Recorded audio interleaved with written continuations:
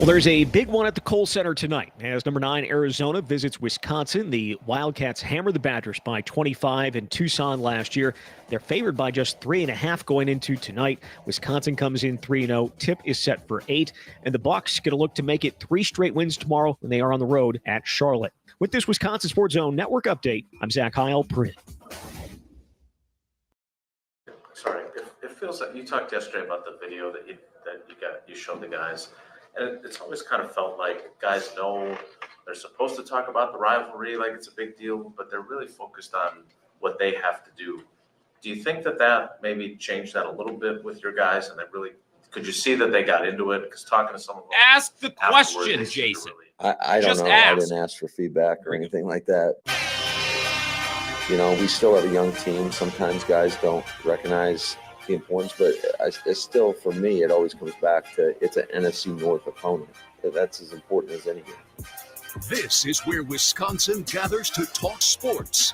Packers, Brewers, Badgers, Bucks. The Wisco Sports Show is on the air. Now, here's your host, Grant Bills. That's Matt LaFleur earlier today. Jason Wilde asking a question kind of about the team and how they responded to a video, I guess, that Matt LaFleur showed them highlighting the history and the rivalry between the Packers and the Bears. And it's funny listening to Matt LaFleur kind of walk the tightrope. It's like, well, it's just another game. Well, but we also want to, realize the significance of the rivalry. It's a divisional game; those are important. But also, it's just another game because as coaches, you can't put too much emphasis on one matchup or a game. But also, you want to make sure that you pay tribute and you have a certain amount of respect and deference to a rivalry that's been going on for over 100 years. Kind of fun to watch Matt LaFleur walk that tightrope between those two rules of coaching earlier today in his press conference. Nothing big-time newsworthy coming out of today's Packers press conference, except Marshawn Lloyd has appendicitis. This is where we started the press conference because Marshawn Lloyd had a hamstring, but he also had an ankle, and then he's been on IR, and it looked like he was back and he was at practice, and then all of a sudden he wasn't at practice yesterday, or he wasn't at practice today, I should say, or maybe both. All the practice reports start to run together. He wasn't at practice. He disappeared. We didn't know why, and that's how today's presser started. Here's the audio.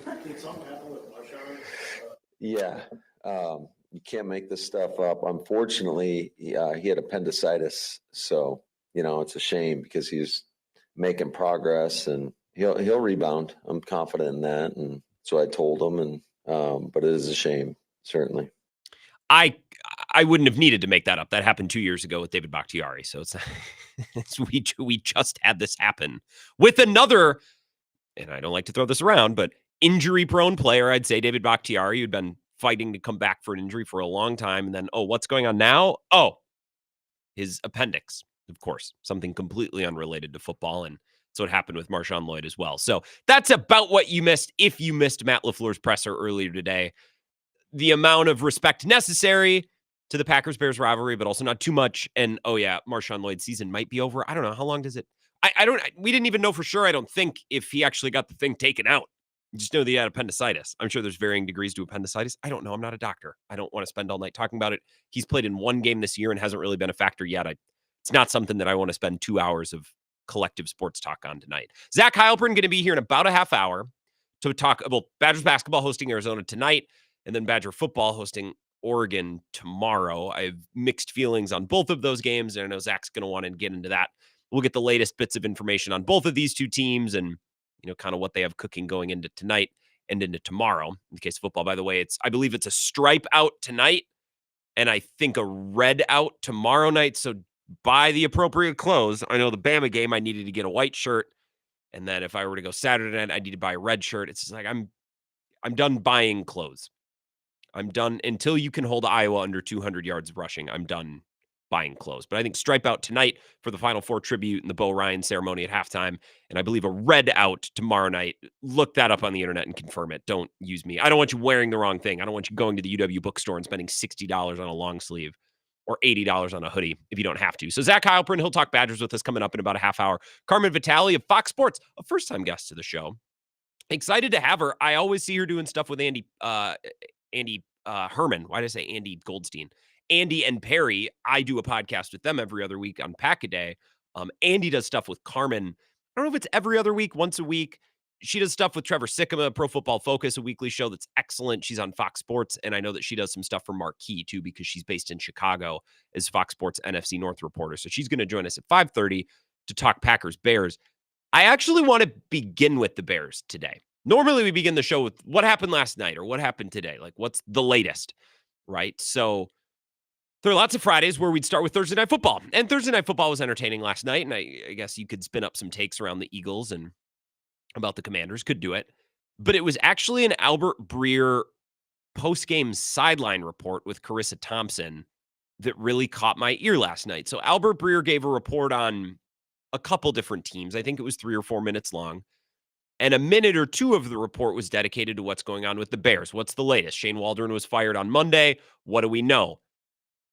Albert Breer is probably a top 5 tapped football reporter in the league. You got Schefter, Rappaport, both very plugged in.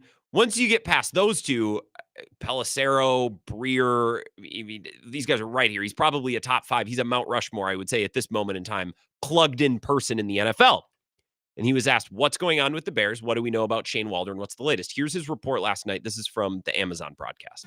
Sorry, the Prime broadcast. It's on. It's not just Amazon. We got to think bigger. It's Prime. The Prime broadcast last night. I think a lot of this stems back to Caleb Williams not being quite as ready as they hoped he would be when the season began.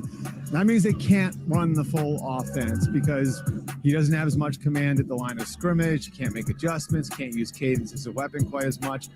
He's holding the ball for too long. That led to frustration among the offensive linemen. He's frustrated the receivers, and the frustration has been towards the coaches. It's been back at Caleb Williams.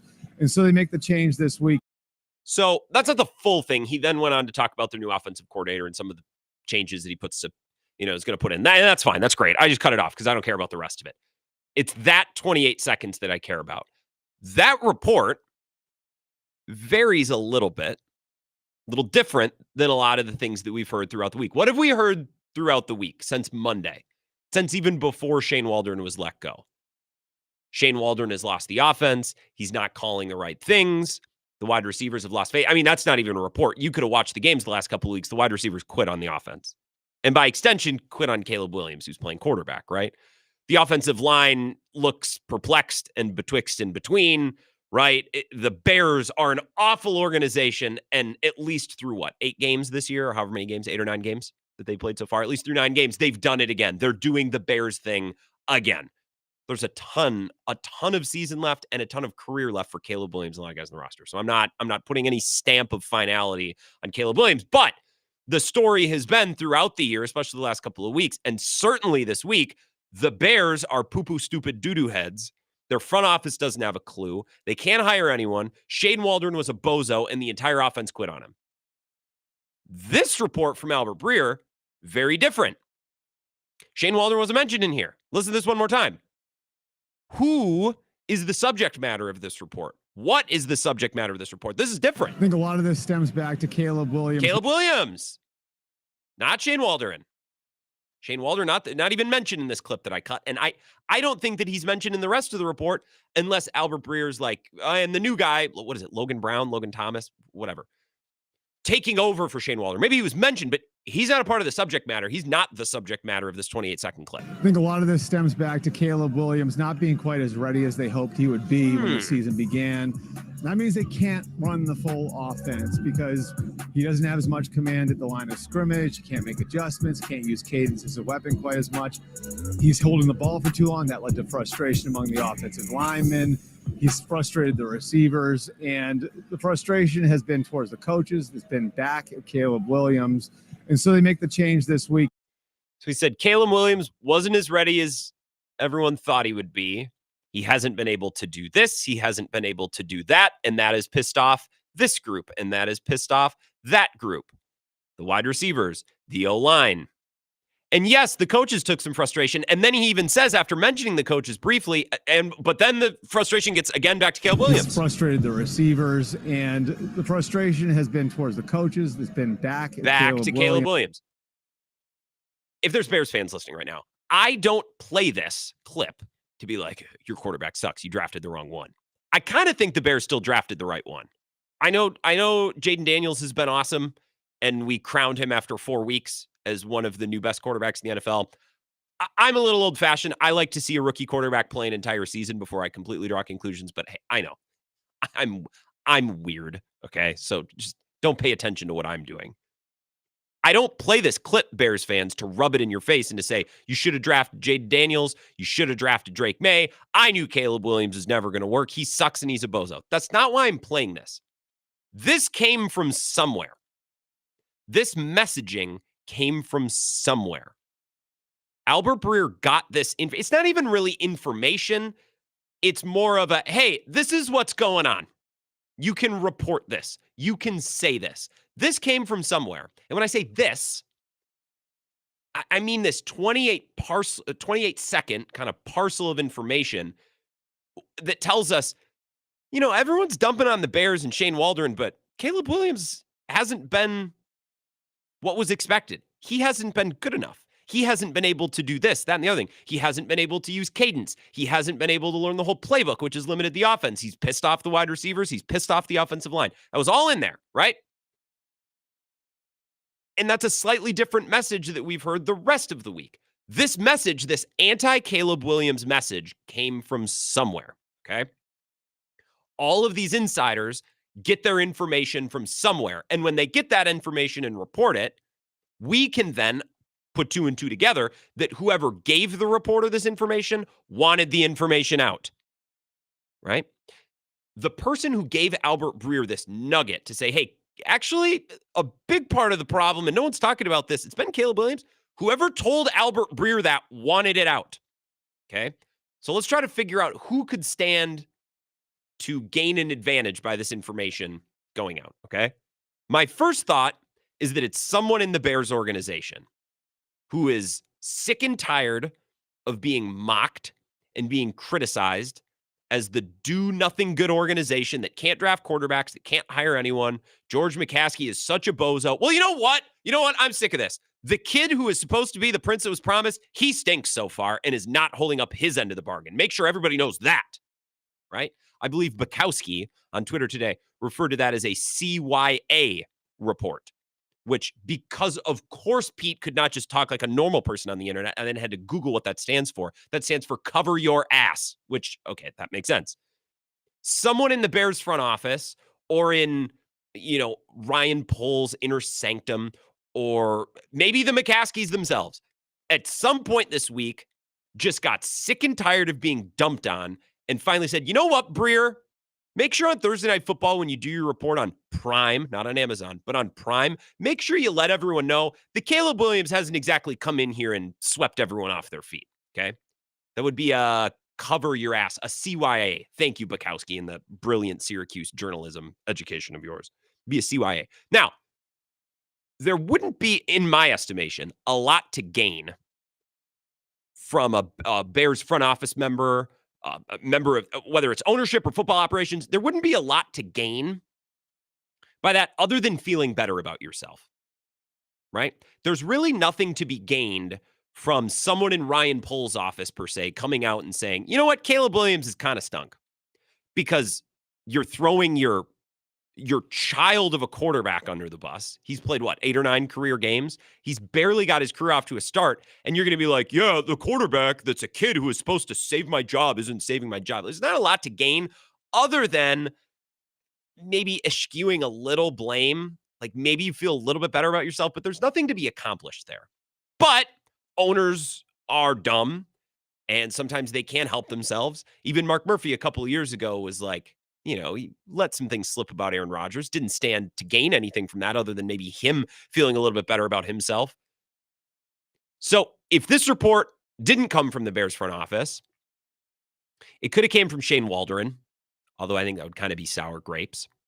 If it came from veteran players or another coach that's remaining on the staff, let's say, and this is what Bukowski said on Twitter today, and this is something that I hadn't thought about. That should terrify Bears fans about Caleb Williams.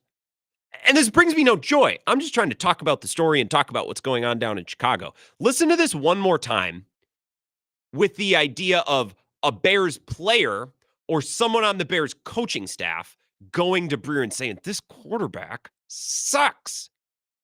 Think about that. Listen to this one more time with the idea that it came from the call, let's say, came from inside the house, inside Caleb Williams' house. It's a teammate or a coach.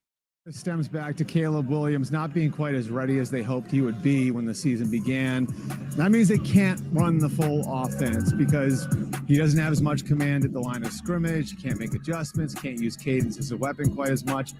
He's holding the ball for too long. That led to frustration among the offensive linemen. He's frustrated the receivers, and the frustration has been towards the coaches. It's been back at Caleb Williams, and so they make the change this week. If that came from a teammate or a coach, this locker room does not like that guy. They don't like him. They do not like him. They don't like playing with him. They don't like playing for him. They don't like him. That's what this reads to me. Because last year, Jordan Love stunk for 2 months, 6 weeks. I don't know. I don't have the schedule in front of me. He stunk for a stretch of the season. And you never heard anything like this. You occasionally would get Matt LaFleur at the podium saying, yeah, it's time to, we got to pick it up. We got to start to, clean some of these things up. There was some urgency from Matt LaFleur. I don't remember him ever calling out Jordan Love. There was urgency. But when you heard from Jordan Love's teammates last year, it was nothing but glowing remarks. And again, Bears fans, I'm sorry if you like the show. I'm not trying to stick your nose in it and say, well, my quarterback's lovable. Everyone likes him. Your quarterback is a jerk. That's not what I'm trying to do. I'm just comparing two different situations. Listening to that commentary from Albert Breer last night, whether it came from inside, the upper office of the Bears organization, which is just childish behavior. Hey, we suck at our job, but so does this 22-year-old kid. So make sure everyone knows that, Albert Breer, when you say it on TV, or however old Caleb is, I don't know. Or if it came from a coach or a player, man, they do not like playing for Caleb Williams. They don't like playing with him. And what you see on game day on the field would also kind of reflect that. Either way, it's bad. And I hope that it stays bad for at least one more week because I want my Packers to win a big game on Sunday. They need it coming off the bye. Let's take a 3-minute break. If you have any thoughts on this or any preliminary thoughts on Badgers basketball or Badger football before we connect with Zach Heilprin, our sports director, at 4:35, I will take your calls on either subject next. 608-321-1670. This is the Wisco Sports Show with Grant Bills on the Wisconsin Sports Zone Radio Network.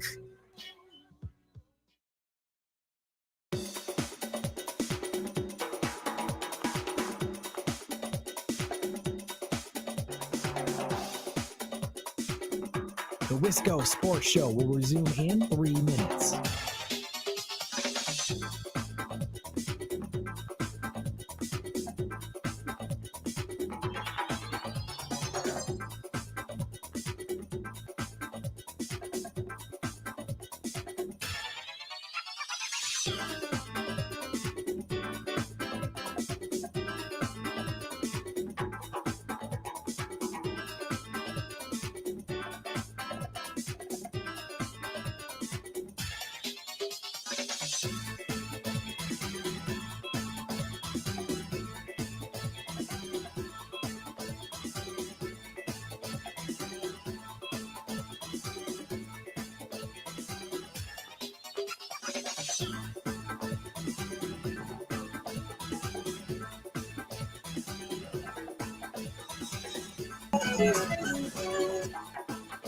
The Wisco Sports Show will resume in 2 minutes.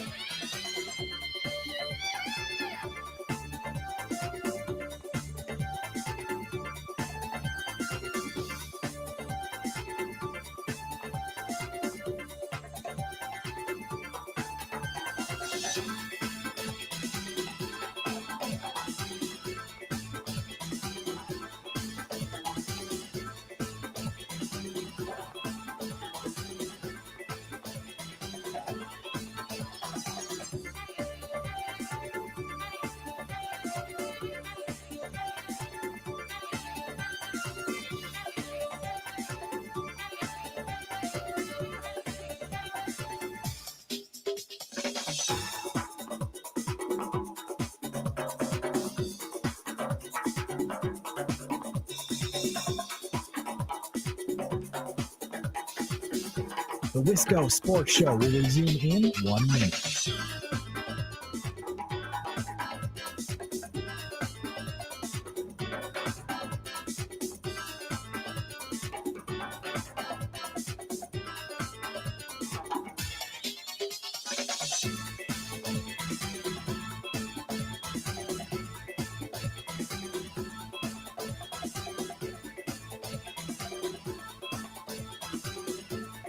The Wisco Sports Show will resume in 30 seconds.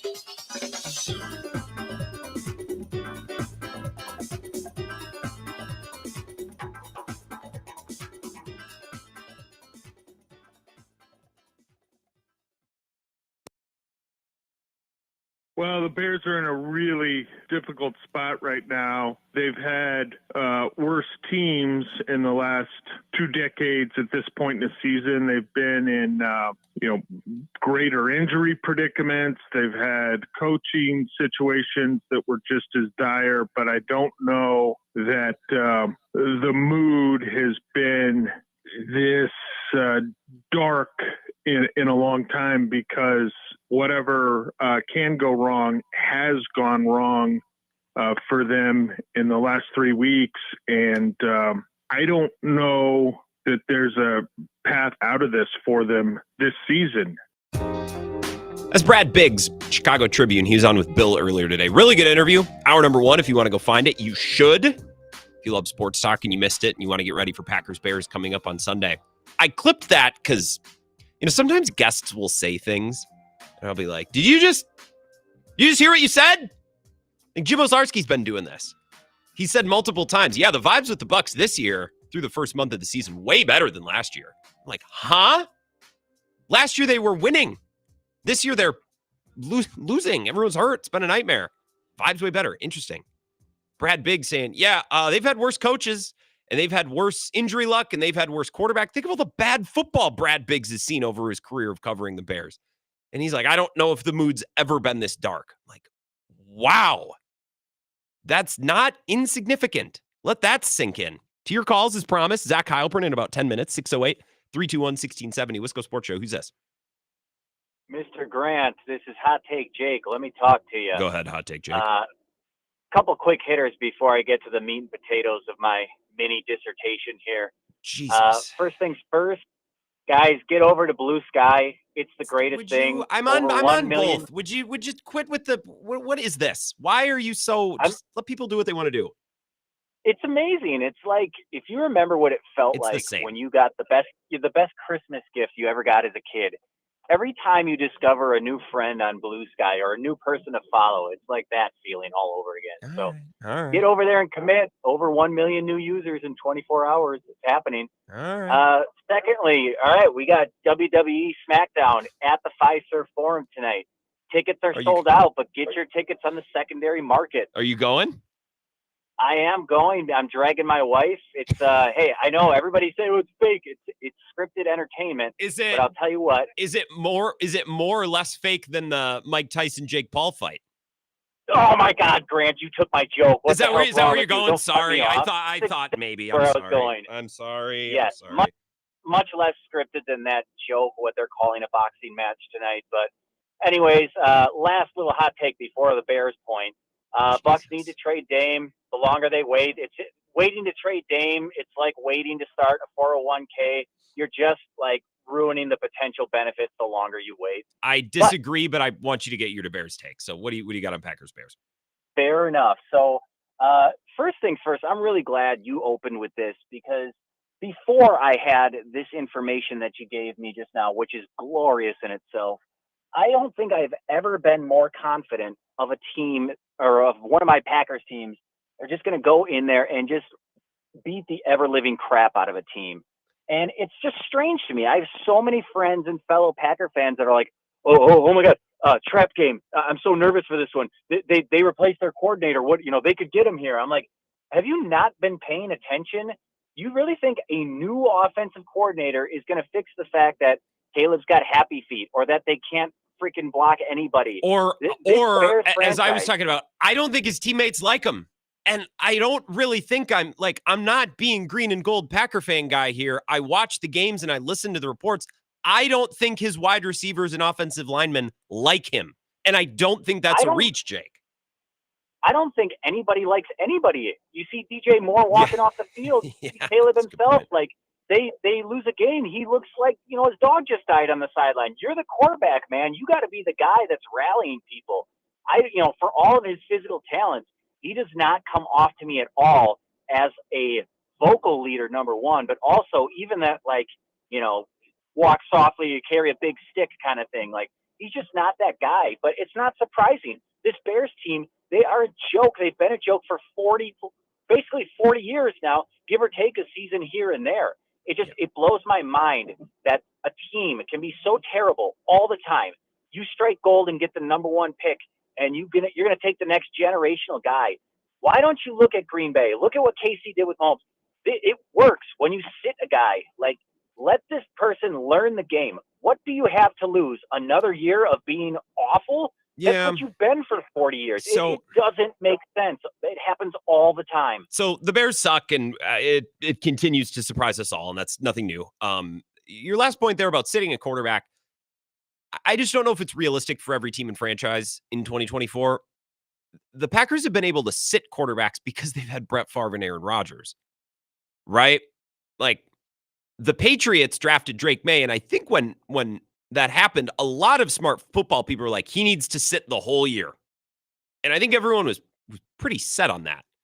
And then they played for a month, and that could not have gone out the window faster. Like, if you don't have an incredible, amazing option at quarterback one, you can't sit the young, exciting guy you could sit him for a month, maybe two, but that's about it. You can't get away with what the Packers have gotten away with unless you have the other guy, and I don't need to tell you the Bears have never had that guy.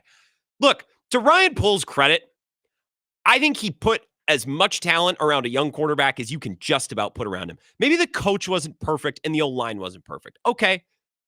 But good running backs, great defense, to my estimation, a very deep and solid tight end room, and a very, very good wide receiving room with a veteran presence, DJ Moore in his prime, and then Rome Odunze, a young guy who he can grow with. I don't think you can do much better than that. Well, they should have built up the offensive line. Okay, but not everything's going to be perfect. Not everything's going to be a 10 out of 10, right? And there's ways you can scheme around a limited O-line, especially when you have the weapons and they have the weapons, especially when you have a good defense and they have the defense. Like, I am not going to kill Ryan Poles for the way he built this team. I don't think Caleb's teammates like him. And Bears fans, I'm not trying to pick on you or start fires where they don't exist. There's just too much smoke. You watch the games, listen to the reports. I think it's pretty clear. I don't know about Caleb's leadership. I don't know. Aaron Rodgers' leadership style, I've said this for years. His leadership style was basically, hey, I'm so amazing at my job that you will have no choice but to follow me. And over the course of Rodgers' career, if you would listen to interviews with his teammates, that's what you would hear. I'd follow that guy anywhere. He does things on a football field that I've never seen before. His teammates, they're so inspired. They're so awestruck by what he would do that they have no choice but to follow him. But when that's your leadership style, you need to play amazing. When you're not playing amazing, when you don't have your fastball, your lack of a secondary pitch becomes really obvious. I don't know that Rodgers' soft skills were always the best. I don't know if Caleb Williams has great soft skills. And even if he does, he's a child. Right? Now, I think Drake May has shown some really nice, solid intestinal fortitude. Jaden Daniels has shown that, and he's been good. So, I don't know. We can nitpick this all to heck. I disagree with you on Dame, but I don't want to talk about that tonight. Maybe next week. Thank you for the call, Jake. Let's talk with Zach Heilprin. Get a report on tonight's game. The Badgers host Arizona. Bo Ryan in the building. A reunion for those Final Four teams, which will be an awesome celebration at halftime. And then Oregon comes to Camp Randall tomorrow night, which... we'll see how Luke Fickell and the boys look after the bye, after getting absolutely smacked by Iowa. 5 minutes, we'll be back with Zach Heilprin next. This is the Wisco Sports Show with Grant Bills on the Wisconsin Sports Zone Radio Network.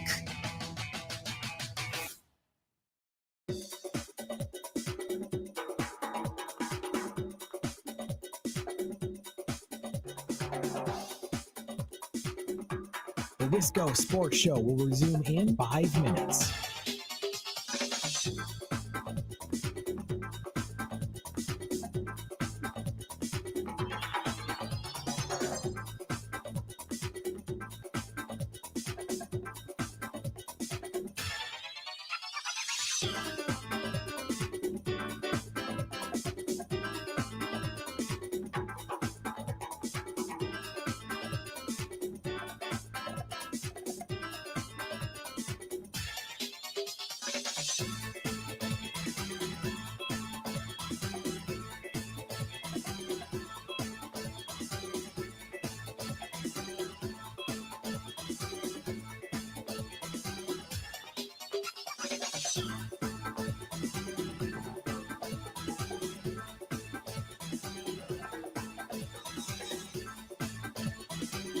The Wisco Sports Show will resume in 4 minutes.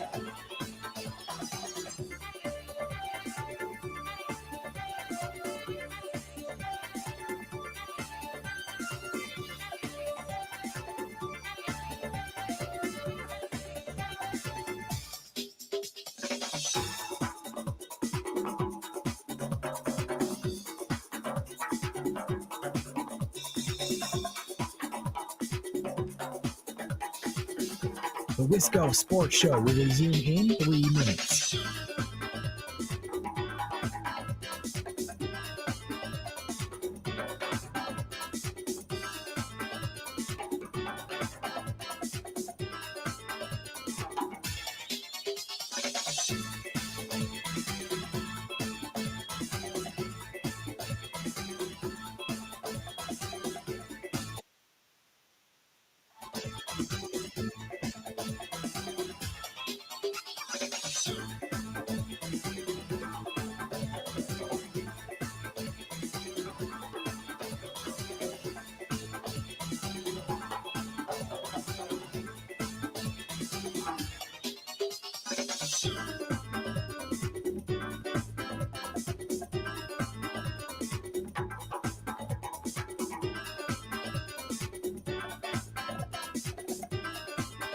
The Wisco Sports Show will resume in 2 minutes.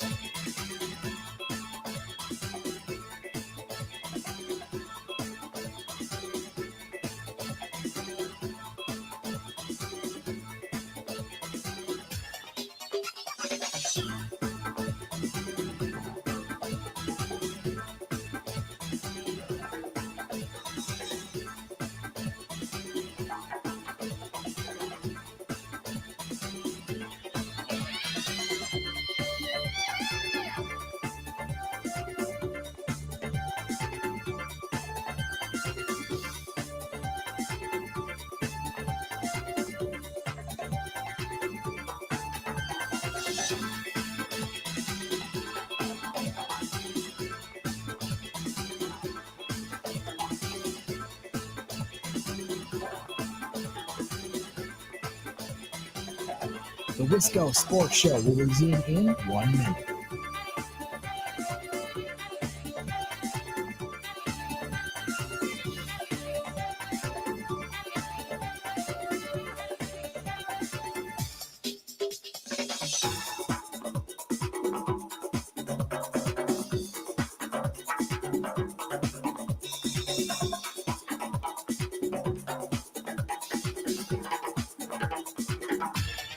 The Wisco Sports Show will resume in 30 seconds.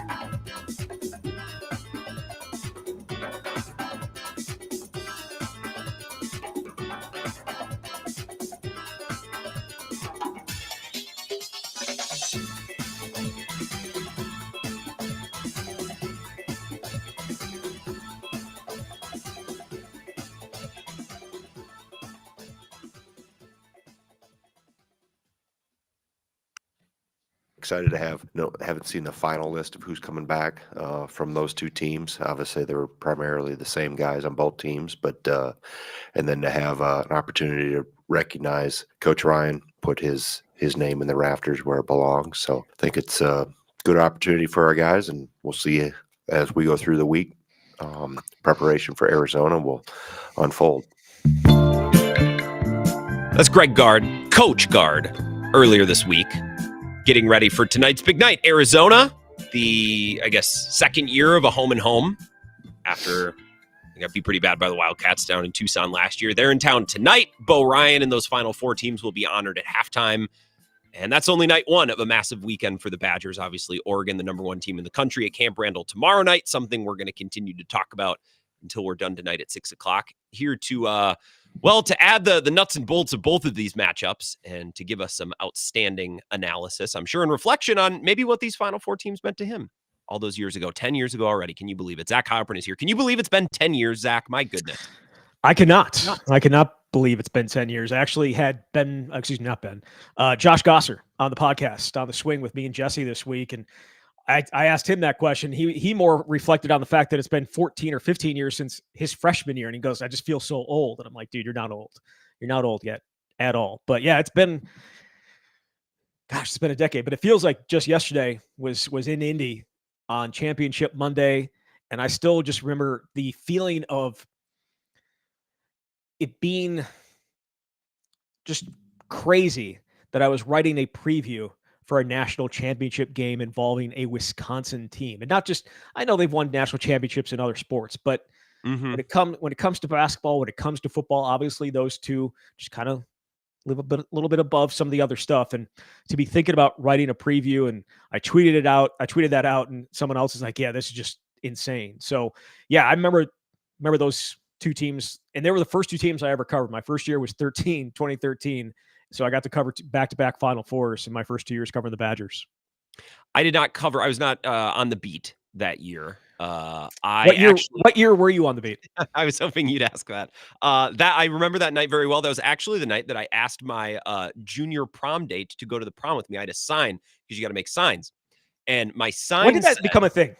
I don't know, because it was not a thing 25 years ago. I don't know when it became a thing. My sign said, I don't mean to badger you. Will you go to prom with me? Which I thought was clever. It was funny. I scooped another person in my school who very much was scheming to ask this same woman to prom. And before he got wind that I was going to ask that night in the hallway, and he said, I need to talk to you after practice. And I did not. I avoided him. That was one of the two men who went on to play Division I football from my class. Not nice. The one who played at Iowa, but the one who played at Wisconsin. Funny enough. Nice.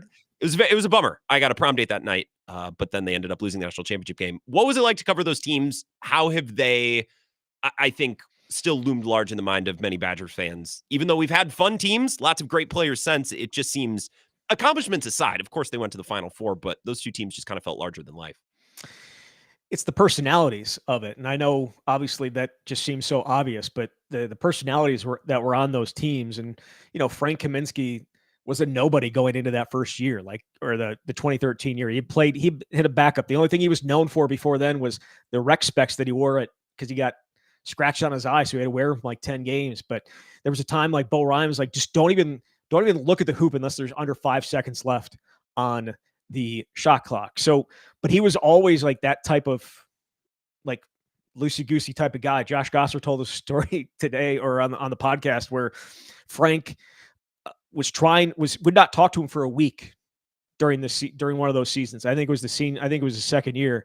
And it was because after practice one time, he wanted to show him or make him listen to this new song. And Josh's like, I got to get out of here. I have to go to practice. And he just wouldn't talk to him for a week. They had lockers right next to each other. They were leaders on this team. It's a team that's in the top 5 in the country.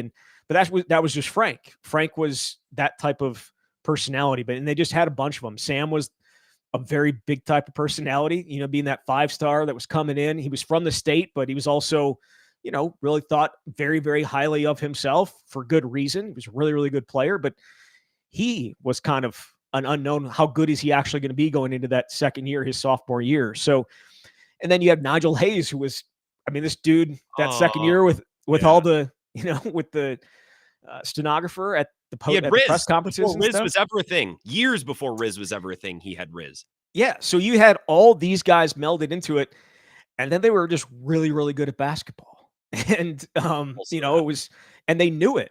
They knew it. They knew they walked on that floor, especially the second year.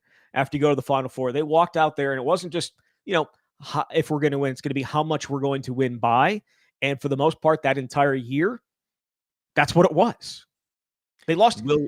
They lost 4 games that year. They lost to Duke. They lost to Maryland. I think actually they may have lost to. I think they may have lost 3 games going into that final to that Duke game. But they lost to Duke. They lost to Maryland, and they lost to Rutgers that year because Frank got hurt. Remember that? He got a concussion, and then Trayvon Jackson got hurt. So, yeah, it's just an insane team. Insane team. Briefly, do you think we are gone from the days in college basketball where we'll ever have teams like that at any school? I just feel like part of why those teams were great is because they had time to build together for years. And I know Hayes was young and Sam was only a sophomore, but Frank had been there forever. Gosser had been there forever. I just think teams aren't slow baked like that anymore.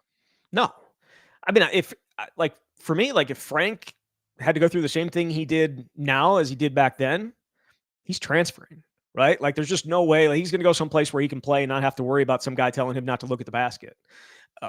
Now, he'll say now that it was the best decision ever to stay, right? Because he had to work his way and it made him the player that he was. It's almost like young people maybe actually don't know what's best for themselves at that age. Maybe they need a figure. Oh, don't roll your eyes. I guess I'm picking. I'm not going to tell people what they can and cannot do, especially when it comes to money these days. Like, get your money. I don't have a problem with it.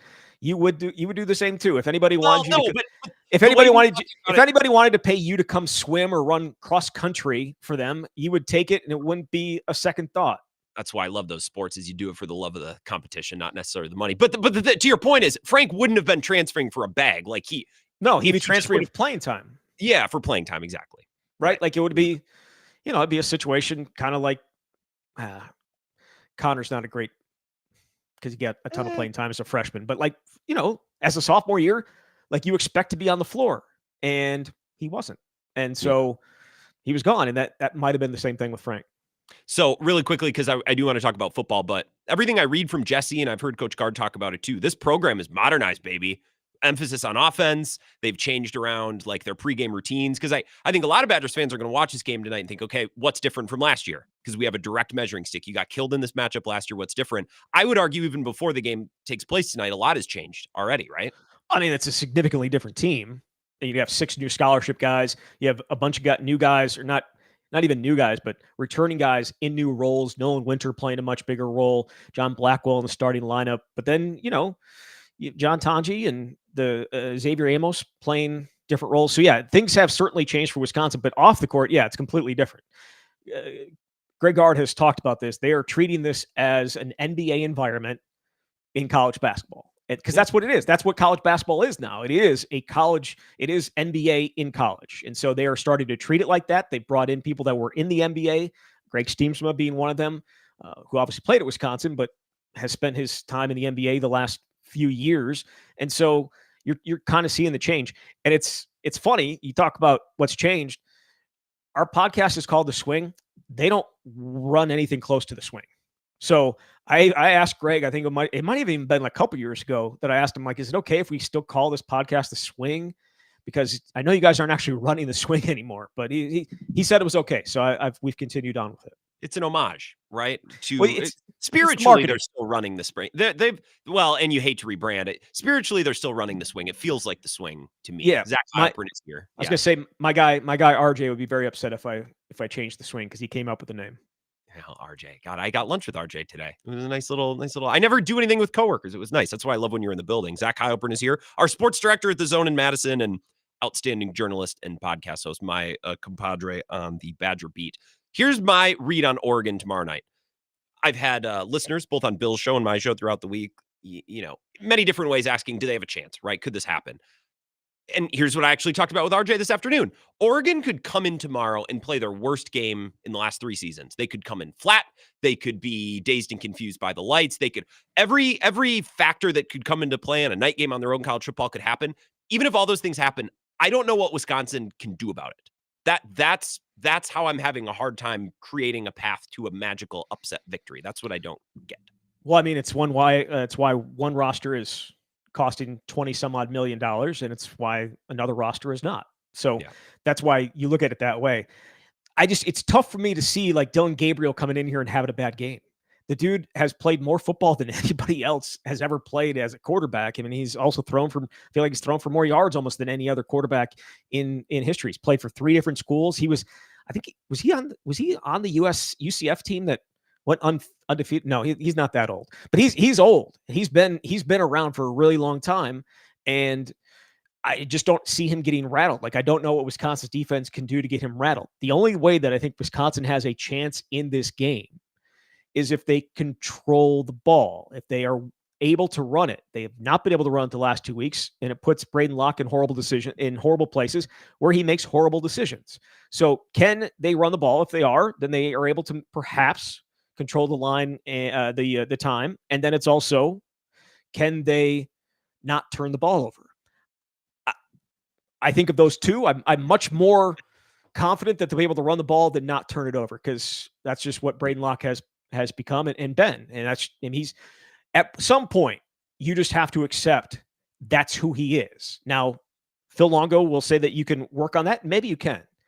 But I don't think 2 weeks is enough to turn him into a guy that's not going to give the other team an opportunity to catch the ball a few times. Jesse, not to be mentioned too harsh. No, well, at some point, it is what it is. Like, what do you, us in the media, Zach, we need to hold people to account. We're not, this isn't a fan podcast. We're just talking about games. We need to be accurate to the facts. He turns the ball over. It's what he does. Jesse was on with Bill earlier this week. He made a very good point, because Bill asked him about the Badgers' pass defense. Let's talk about the defense before we wrap up. The run defense has been horrible. They got smoked by Iowa. But if you were looking at this with rose-colored glasses, well, the pass defense has been good. And Jesse basically came out and said it's a mirage, because the very few good passing offenses they've faced have carved them up. How does Mike Tressel and this defense begin to try to hold Oregon in a place where this game is even attainable in the second half or the fourth quarter? Well, I mean, you look at the stats. Oregon does not try to. I mean, they don't try to run the ball. But if you look at what Wisconsin, happened to Wisconsin at Iowa, why would you not? Why wouldn't you? Yeah. Why would you not try and run the ball? We'll see. I think they probably will. I think Wisconsin's secondary is maybe the best part of the team. It's certainly got the most talent, like most perhaps next level talent of any. And again, they don't have a ton of next level talent. I'm not saying that there's, guys all over that defense are going to be playing on Sundays, at least in my mind right now, though I wouldn't have said that about Mumajong Meta last year either. But they have more talent back there. If you're Oregon, I run the ball and you run it and you run it, and you make Wisconsin see that they can stop it. And then, you take your shots through the air. It reminds me of this is probably a long time ago now, but the Packers were number one in pass defense one year, and everyone's like, oh, what a great pass defense. And you see them, it's like their run defense is like 30th and 31st. Like nobody, they get down in games. People are running the ball. They have no reason to pass the ball. Yeah. And look at Iowa. No reason to pass the ball the other day. Penn State didn't really have a huge reason to pass the ball either, especially when they went to their backup quarterback. For the most part, teams have not attacked them through the air. The few times that they have been attacked, Alabama and USC, ouch. Yeah, Miller Moss benched, by the way. That guy benched. Yeah. Beaten by PJ Fleck and then benched. Let's be very accurate to the sequence of events. Well, he got beat by quite a few teams since then. PJ Fleck was not the guy that ended his time as a starting quarterback. However, I did loved when they went and lost at Rutgers last week. Greg Schiano giving PJ a big hug and had his hand on the back of his head. Just like, it's okay, little guy. It's okay. You keep rowing, buddy. You're a sicko.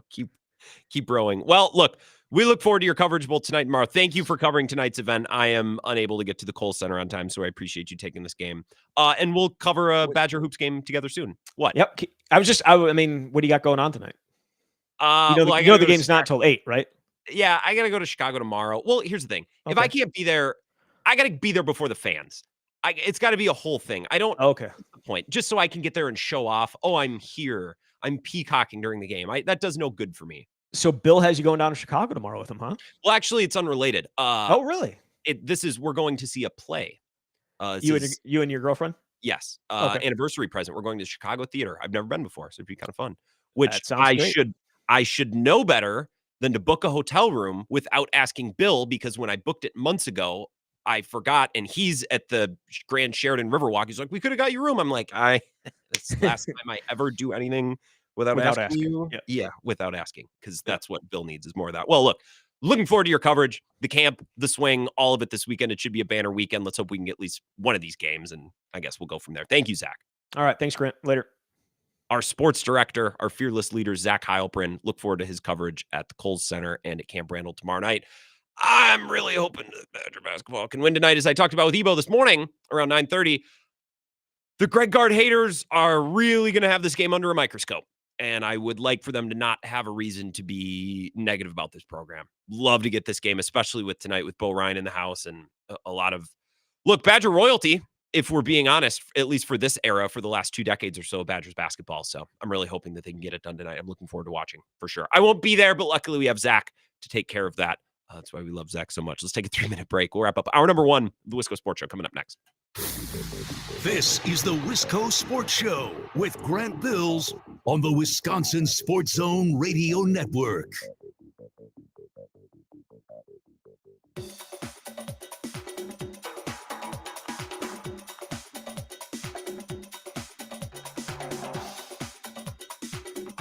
The Wisco Sports Show will resume in 3 minutes.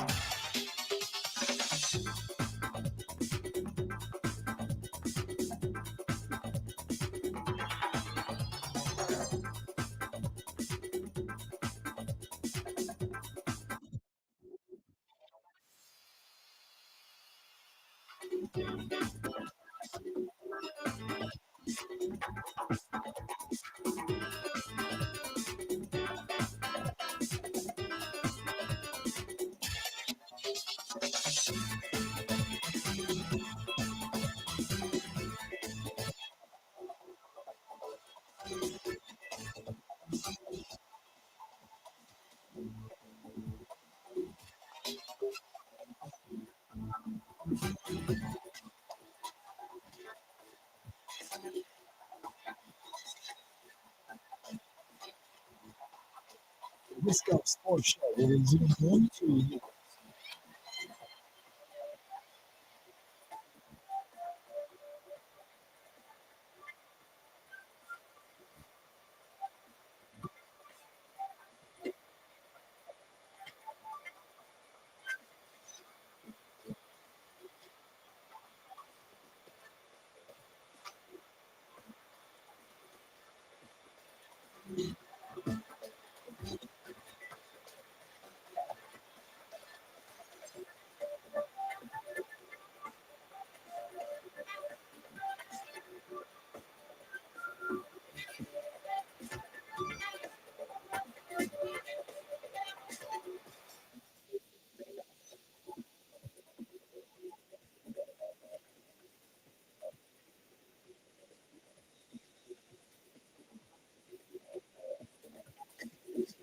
The Wisco Sports Show will resume in 1 minute.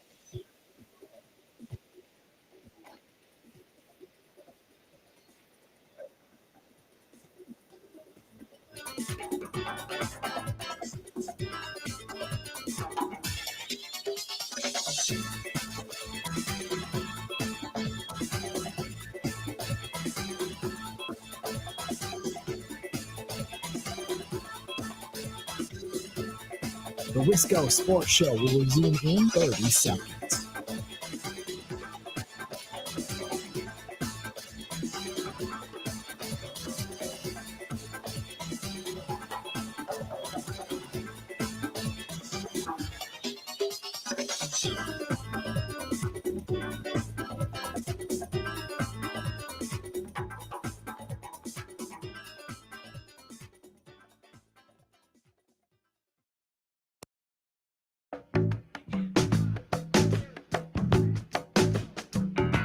It's the Wisco Sports Show. Heilprin Vitali going to join us at 5:35.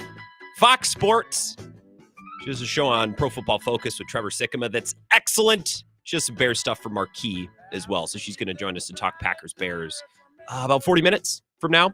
Time to get a quick call in. Thanks again to Zach Heilprin. If you have any Badgers thoughts, now would be a perfect time. 608-321-1670. Wisco Sports Show. Who's this? Big Ron in Jersey. Hey, Big Ron. Happy Friday, brother. Fins up. Fins up Friday, baby. Darn right. What's going on? You're not in Madison for this game, are you? You coming back for these? No, my son who goes to Madison he's visiting his brother with my wife in Chicago. Oh. My other son goes to school in Chicago. So, no, unfortunately, I'm not making it in. That's okay. My 11-year-old has a hockey tournament in Pennsylvania that I'll be traveling. Father, you're a father first, Big Ron, and I love that. Yeah, boys weekend. This with me and my 11-year-old. Hell yeah. So look, I got a gambling pick, but I got to credit the Bill Michaels show for the information. Oh, He had a guest on today, a Chicago Bears expert. Brad Biggs, baby. Yeah, and he basically said that he expects the Packers to run all over the Bears because the Bears defense is ranked 24th in the league, and one of their key run stoppers is injured. So based on those 2 points, I'm going to take the over Josh Jacobs rushing yards, 70.5 rushing yards. I think he'll go over 70. That sounds like a reasonable bet based on the information we have. I like that a lot. And I think the Packers are going to want Jordan Love under center. He's finally able to be under center, which will probably make it even easier to run the ball too. Absolutely. I mean, I think when the Packers are clicking and when they were clicking when Jordan Love had his run at the second half of last season and into the playoffs, you know, they were running the ball. They were doing a lot of play action. Aaron Jones was hot during that stretch. You're exactly right. He definitely was. Yeah, he was actually healthy and hot. And you know, Josh Jacobs has definitely proved to be very durable this year, and I think he's been pretty durable throughout his career. And so I'm expecting big things out of him down in the Windy City. Did you just go? So I love your call, by the way. But did you just go for a jog or something? You sound winded. Yeah, I'm winded. I'm out of breath. I'm battling like a double ear infection. Oh, that I damn! got from riding on an airplane. Yeah. Oh. I guess there's something when you go up on a high altitude, like something gets messed up with your ears. I was gonna say, I haven't had an ear infection since I've been 6 years old. I feel like that's a little kid thing. I know, but the I know, altitude, that's a real thing. Yeah. I'm 51 years old, and this is the first ear infection I've gotten as an adult since I was a little kid. Well, so it beats food poisoning or something way worse. I guess look at it that way. Well, I'll tell you what, you play some Buffett going out tonight, and that'll be magic to my ears. All right, I can do that. Turn it up extra loud so you can hear it. Appreciate it, Big Ron. You have a good weekend. Big Ron listening out in New Jersey. Cone Roller, by the way, on the Badger says, loving the Badger basketball talk and guard rejuvenating the way that the program does business. Also adapting to modern basketball without ripping the identity of your entire program. Fickle needs to attend guard's office hours. Cone said it, not me. All right, Cone said it. I was the one who said it. I tend to agree. I think guard's done some really nice things. And if you haven't read Jesse Temple's story about some of the changes, even on the game day routine, the way that they're warming up for games, the way that they're attacking certain things, the way they're operating this program, to Zach's point, basically an NBA program in college, right? Jesse's story is really detailed and really good. So go listen to that or go read that. Hour number 2, we'll keep talking Badgers next. It's the Wisco Sports Show.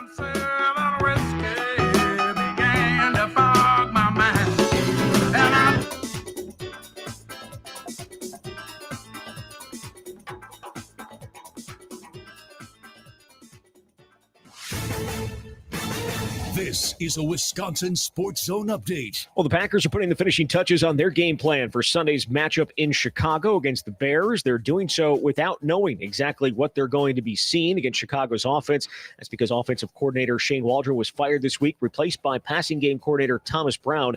Packers defensive coordinator Jeff Hafley admitted the unknown, not ideal. I guess everybody's questions are the same questions that we all have right now. What's it going to look like? And if you figure it out, or if you hear anything, give me a call and let me know. But we're going to line up and play. We'll adjust, and our guys will be ready. They've gotten after it these last 2 days. I mean, they really have. It was physical yesterday. Today was really competitive. You know, our guys know how good they can be, and they see we're getting better, and they're excited about that. Again, it'll be the Packers and Bears on Sunday at noon at Soldier Field. Turning to Wisconsin, they're going to host the number 1 team in the country tomorrow for the first time in 14 years as Oregon comes to Camp Randall Stadium. The school calling for all fans to wear red to the game as Wisconsin looks to pull the upset. They are 14-point underdogs. The 4th time already this year they've been a double-digit underdog. Kick tomorrow night is slated for 6:30. Rural Mutual Insurance, keeping Wisconsin strong. If you're interested in a rewarding career with a strong Wisconsin company, Rural Mutual Insurance is looking to add to their growing team of successful employees and agents. Apply online today at ruralmutual.com/careers. Rural Mutual Insurance, keeping Wisconsin strong. Well, it's game day for the Wisconsin basketball team. Going to face off against number 9 Arizona tonight at the Kohl Center. Game sold out. Spread, though, down to just 3.5 in favor of the Wildcats. Tip is at 8. And the Bucs going to make their way to Charlotte today. It's where they'll face the Hornets tomorrow afternoon. With this Wisconsin Sports Zone Network update, I'm Zach Heilprin. Sorry, it feels like you talked yesterday about the video that you showed the guys, and it's always kind of felt like guys know they're supposed to talk about the rivalry like it's a big deal, but they're really focused on what they have to do. Do you think that maybe changed that a little bit with your guys, and could you see that they got into it? Because talking to some of them afterward, they seem to really. I don't know. I didn't ask for feedback or anything like that. You know, we still have a young team. Sometimes guys don't recognize the importance, but it's still, for me, it always comes back to it's an NFC North opponent. That's as important as anything. This is where Wisconsin gathers to talk sports. Packers, Brewers, Badgers, Bucks. The Wisco Sports Show is on the air. Now, here's your host, Grant Bills. Heilprin Vitali, Fox Sports, Pro Football Focus. Just some Bears stuff on Marquee as well. Is going to join us in a half hour to preview Packers Bears. There's a lot of buzz, let's say, for lack of a better term, around the Bears. I thought Albert Breer's report last night on the Prime broadcast, not on the Amazon Prime. It's on Prime. It's on Prime. I thought Albert Breer's report, specifically the Caleb Williams stuff last night, was damning. And I'll play that for you here in a sec. So we'll talk Packers Bears with Carmen coming up in a half hour. First time guest of the program, so please, everyone, tighten up. Best behavior. Let's impress her. Maybe she'll want to come back at some point, talk more football. If you have thoughts on the Badgers, either tonight against Arizona or tomorrow night against Oregon, let's do it now. We just got off the horn with Zach, connected with Big Ron, who's suffering with a double ear infection. So let's all keep Ron in our thoughts as well. If you have any Badgers thoughts, either tonight or tomorrow, would love to take your call. I'll check some texts here in the next couple minutes too. 608-321-1670, Wisco Sports Show. Hello, who's this? Grant, what a weekend we have. It's Vagabond finally John. here. It is. And Friday. Thank you, by the way, for not dragging it all over Twitter today when Marshawn Lloyd needs his appendix out. Thank you for not being like, I told you he was injury prone today. I was waiting to see what you were going to tweet. Yeah, I really didn't want to take a victory lap. I know there's like 4 rookie running backs with 400-plus scrimmage yards this season, multiple touchdowns. A lot of guys out there, but today is not the day to take a victory lap. That's just bad luck. Yeah, and it would have been incorrect. Also, correct. Like it would have been unfair. But what's your Badgers take? Sorry to drive your call off the road in the first 30 seconds. You're good. Yeah, I can't wait for this weekend. I am excited to see what Greg Gard's team can do with Bo Ryan's boys in the house. Hearing Josh Gosser, my freshman year at UW was, I think, the same time, 2012. Maybe he was a year or two before me. But that was just such an iconic time. That was really the only time in our lifetime where the Badgers have been nationally relevant, right? I mean, we've gotten close. We've been in Big Ten championship games, but the whole nation tuned into that 2015. And I work for a DC company, as I mentioned before, a lot of Maryland fans, a lot of Duke and North Carolina guys, unfortunately. But, they always talk about that was such an iconic, one of the most iconic basketball seasons that college basketball has ever seen. I won't go so far as to say household name. One step below household name. Whatever the step beneath household name is, I think you could say of Frank Kaminsky, Bo Ryan, obviously a legend with lots of personality, right? And I think that was an era of college basketball where, guys stuck around. They had branding. You branded guys as players at a certain school, and not to say that doesn't still happen today. And of course, they went to back-to-back Final Fours. So we had that previous experience the first year to then draw on in year number 2, which only made them more recognizable and easier to kind of watch and consume on a national level. You're right. Yeah. Did you just crack a beer? Yeah. Good for you. I hopped on. I was like, you know what? It is 5 o'clock. That was the 5 o'clock update. It's time to crack a beer. But I can't wait. I can't wait for the season. Excited about Badger hoops. In terms of Badger football, I'm interested to see the energy around Regent Street. Obviously, it's colder out, right? And it's no longer T-shirt weather. The tailgates I expect to still be popping off. But there's a lot of angst with this Badger football program, and I think there are no moral wins except for tomorrow. If this game's close, if this team shows up, if the secondary can limit Dylan Gabriel at all, If Ricardo Hallman can maybe force a turnover, right? Legacy game for a couple of those secondary guys that have been here for a long time. I think this one's more about the players and the coaches. I know there's going to be changes to the coaching staff in the offseason no matter what happens. And that's why I agree with your point earlier this week. This team's not ready to be defined. But similar to Minnesota last year, give us something, right? I mean, these guys have been here forever. When they all joined with Graham Mertz, this is the 2021 class that wanted to put a national championship team together. Yeah, that's right. right. I forgot about that. This is kind of your last opportunity, right? If you're Ricardo Hallman, if you're some of these other guys on this team, this is your last opportunity to back up your high school level talk, right? And so this has been years in the making. The schedule's been put together for years. Obviously, it's been disappointing for the first opportunities this season, but this is the last big one. Because after this, that Nebraska game, that's a lose-lose. And then Minnesota looks pretty damn good compared to what they looked like last year. So, well, as far as it's Minnesota teams go, they look very good. I would agree with you in that. They're not the pushover and the bunch of slaps that they normally are, even though they got big brothered by Greg Schiano and Rutgers, to Zach's point. Yeah, I would agree. So I've heard people mention this, and Bill has said this over and over again, and I don't think Bill is wrong, right? I don't think you're wrong, Vagabond John, it's a little bit of a gut check moment to see how hard these guys are going to compete and how hard they're going to play.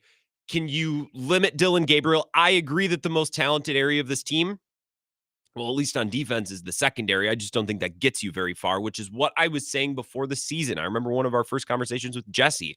I'm like, okay, if the most talent of your defense is on the back end, what does that even do for you? If you can't stop the run, the guys won't throw at you. And if they throw 30 times a game, if they get 4 big completions, that's enough, right? I don't know. That's not how you would want to build a defense. You wouldn't want to build a defense from the back to the front unless your back was incredible and your front was also pretty good, like Legion of Boom. Like we have a historically great back end and also an excellent front end, right? It's not the case. I think the scheme and the talent of this defensive front is mid at best, especially with the injury they suffered before the year. It's one of the best guys. I don't think you're wrong, Vagabond John. And Bill, who's mentioned this before, I don't think he's wrong in saying, I just want it to be close. Okay. I don't want to get blown out either. Let me make that abundantly clear from the rip. I don't want to get blown out tomorrow night. Do we all understand that? We get that? Is that clear? Okay. I don't want to get blown out. Let's say they lose by 14 and they play a competitive game throughout. I still don't know what that does for me because what does that mean the next week when they have to play Minnesota or Nebraska? What can they do with that? Because they've played very strong competition close before so far under Luke Fickell, and they've done exactly dick with it in the past. They play awesome against Ohio State last year with Braden Locke, and then they go and have the 2 worst losses of the year, 2 of the worst losses of the year, maybe some of the worst losses of this decade so far, when you lose to Indiana for the first time in forever, and you get embarrassed at home, and you get booed off the field at halftime by Northwestern. Okay, so in the vacuum of tomorrow night, when we're all watching the game, and is it Iron Eagles kid calling it? I think the game's on Peacock or the game's on NBC, Big Ten Saturday night. Like, yes, of course, I want them to keep it close. That will be a more pleasant watch, and it would avoid and save us all some embarrassment. But what that means in the big picture, to me, I don't know that it means anything. I don't think it does anything for me. I don't think it does anything for the program because we've seen it in the last 2 years, and it's meant nothing. Does that make sense? Like, obviously, I don't want them to get blown out, but this thing that we're chasing, well, just don't get blown out. Make it a respectable game. Okay, well, that's great tomorrow, but where does that move you as a program? I argue that it moves them absolutely nowhere. 608-321-1670, Wisco Sports Show. Who's this? Grant, I could not agree with you more. It moves the Badger football program nowhere if they lose tomorrow, even if it's close. We got Noah Eagle on the call again. Do you like him? No, he has zero big game aura. He should be doing, maybe PGA Tour or something. Like, he's got a good voice, but no aura. That's funny. I'm trying to think now of what announcers do have big game. I think Tirico does, Buck, Nance. I don't know that Burkhart has big game aura. I think he's a small aura announcer, but I know that's not what we're talking about. Look, Cone, we agree. I'm not so jaded as to want my team to get blown out tomorrow night. I hope they play the best football game possible. I hope they keep it close, but Badgers fans as a whole seem to think that that's going to lead them to something. Well, if they keep it close tomorrow night, that'll be a springboard to the next. And I don't think it's a springboard to anything. I think we're on a merry-go-round that just keeps spinning. We're not going anywhere. Football is a week-to-week league. Any given Saturday, any given Sunday, any given Thursday, any given Monday, Tuesday for Mac. I mean, it's an any given day league. Yeah, Tuesday for Mac. Any given Tuesday. Yeah. Now, I think a win over Arizona tonight for the Badgers could mean something. And look, if Wisconsin were to beat Oregon tomorrow, of course that could mean something too. That just seems much, much, much, much less likely than Wisconsin beating Arizona tonight.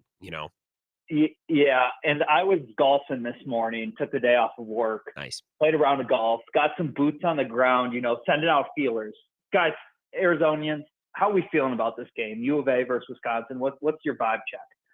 And what I'm hearing from the U of A crowd, they are nervous. They have caught wind that we are honoring the Final Four teams that sent them packing 2 years in a row. Yeah. So they are a little nervous, and then they're like, oh, well, at least it's nice the whole team can be there. They're not playing in the NBA.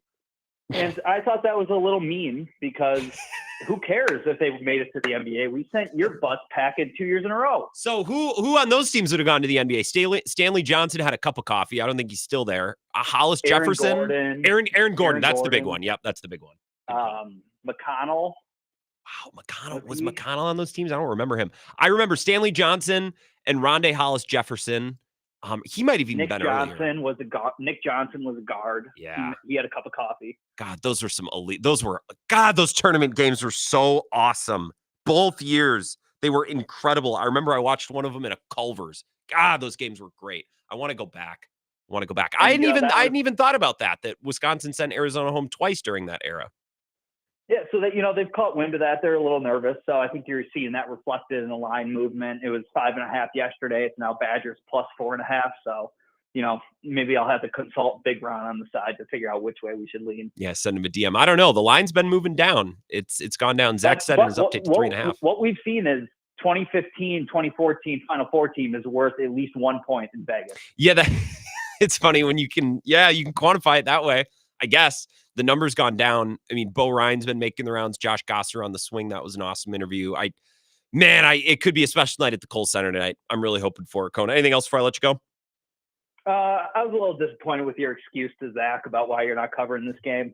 But other than that, that's all I got. I'll send you off on good vibes on a Friday. Yeah, that's fair. Fins up, Cone. Have a good weekend. I don't really have an excuse. I'm just not going. I kind of want to go home and watch the game and then play COD Zombies. I'm a child, I guess. That's not even an excuse. That's just an explanation as to why I'm not going. Mike in Portage. Hey. He said, Grant, did you get message on X? Oh, yes, Mike, I did. Sorry I didn't answer. I can't go to the game. Mike said he had an extra ticket. Sorry, Mike. I was going to respond and then I didn't. I don't have an excuse. I'm sorry. We can get back into Wisconsin tomorrow or tonight after this break, or we can talk a little Packers Bears. I want to take this break a little early just so we have a little more time on the other side. Before we get to Heilprin Vitali, Fox Sports, she's going to join us at 5:30. She covers the NFC North, so that's what's coming up. This is the Wisco Sports Show with Grant Bills on the Wisconsin Sports Zone Radio Network.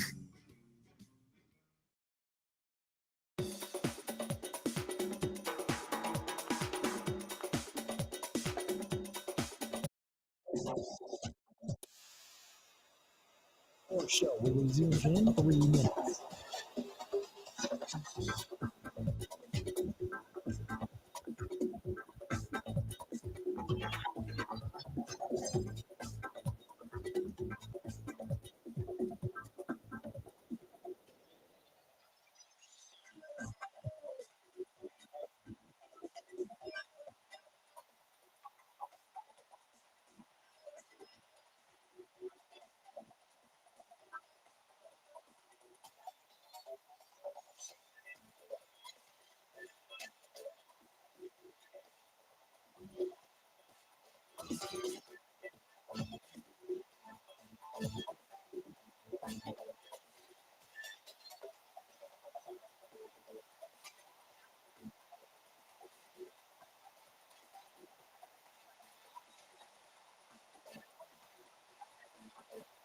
Sports Show will resume in 2 minutes.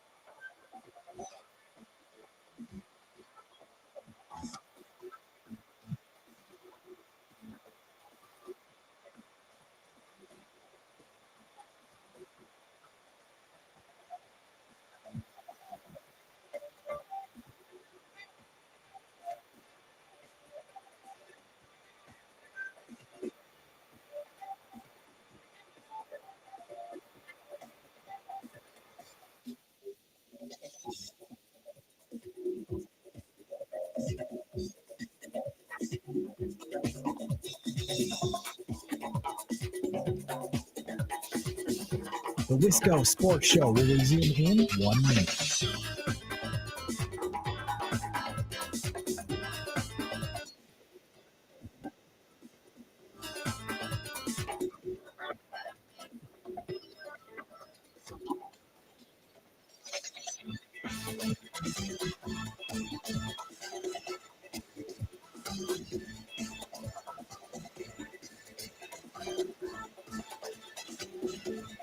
The Wisco Sports Show will resume in 30 seconds.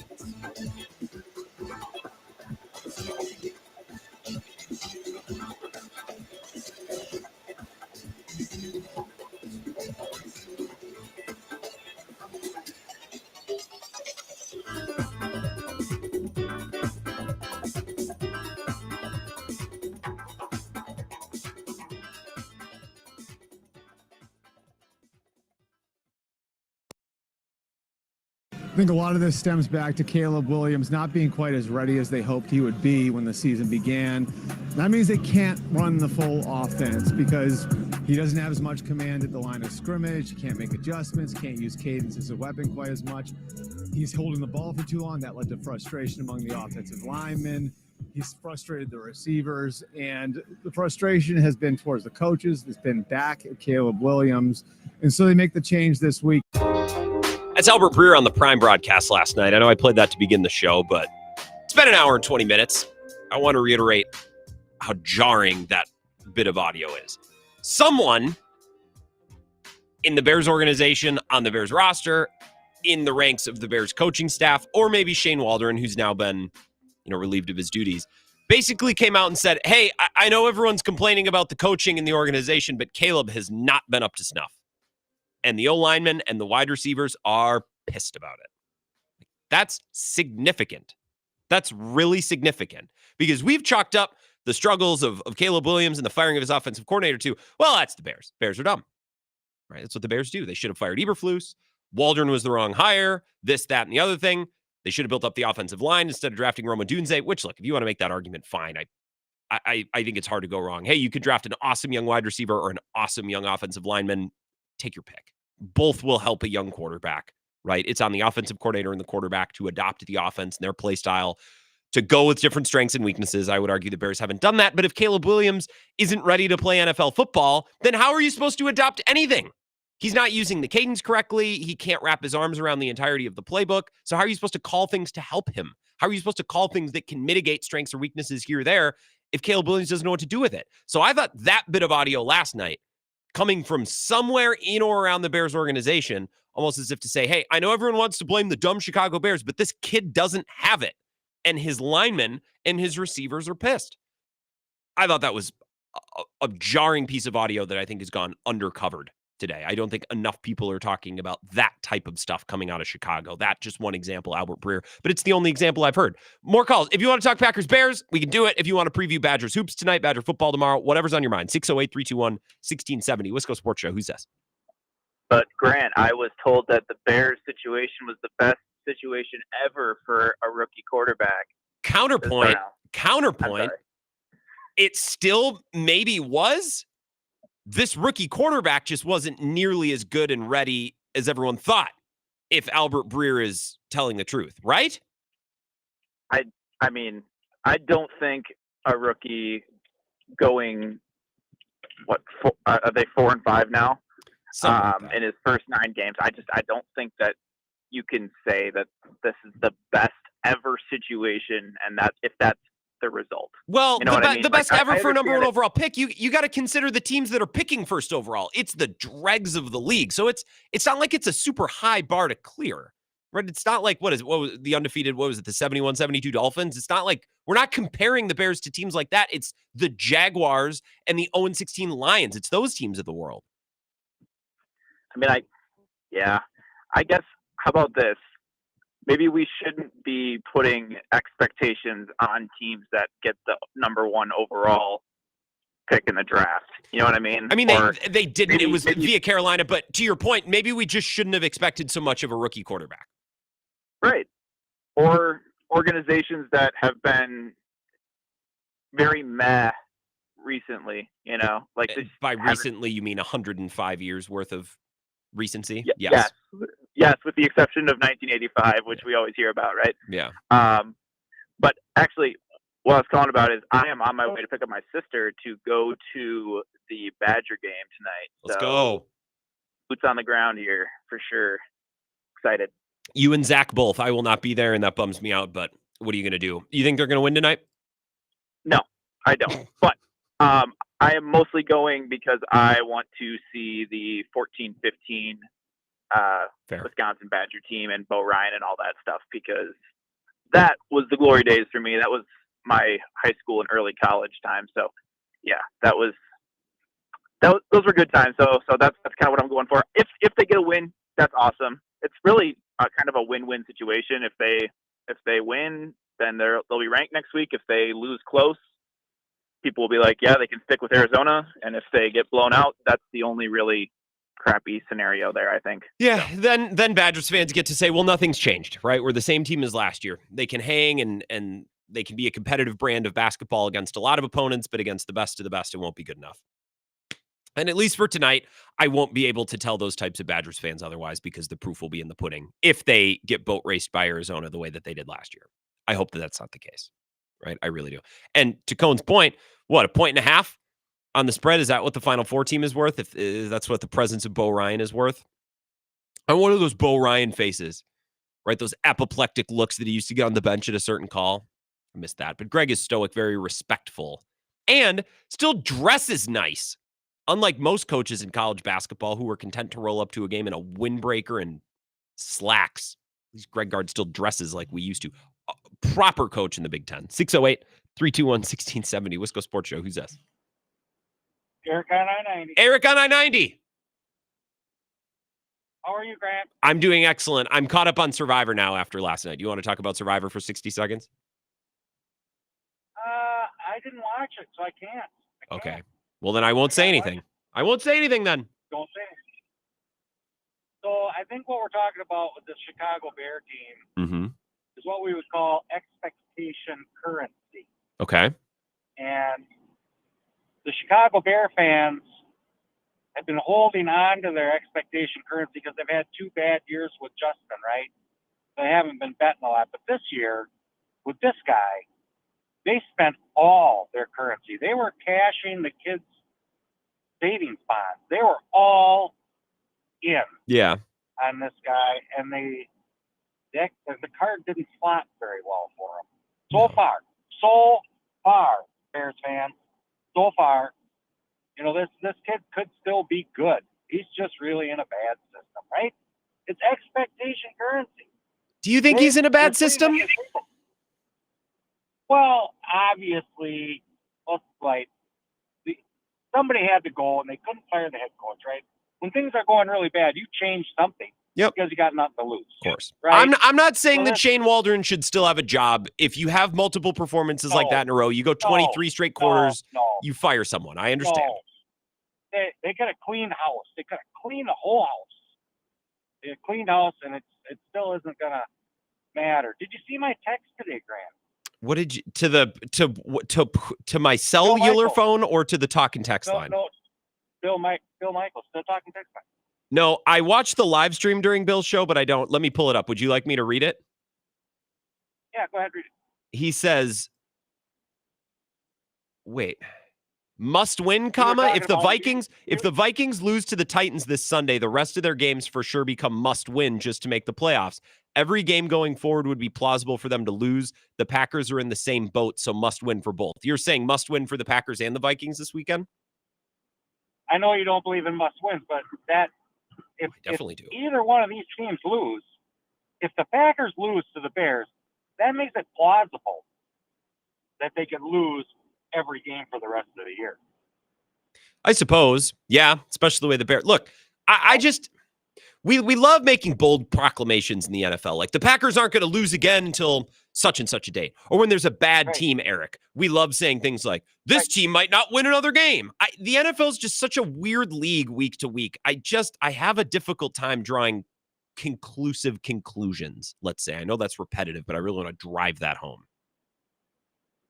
So, but the point of this is expectation currency, because our bets are different. Your expectation currency that you were spending in August and stuff like that on your team, you're going to not be happy if they lose to the Bears, right? No, of course I wouldn't be happy. You'd be like, I can't believe that it's going to go eight crap bananas Yes. next week. Now, but the Viking Something fans, like that. like me, I'm like you last year. Last year, I mean, I just came to a table, a $10 table. I placed a $10 bet, and my team has been winning, and I haven't had to put. I'm on house money. That's true. You're the one fan in the NFC North, Vikings fans, who are like, you know what? We're having a good time. We are. We're having a good time. We won, but listen, we got to beat the Titans. So now we've got expectations up. We've been betting a little bit more of our expectations every week, right? Mm-hmm. We've been betting that expectation money, you know.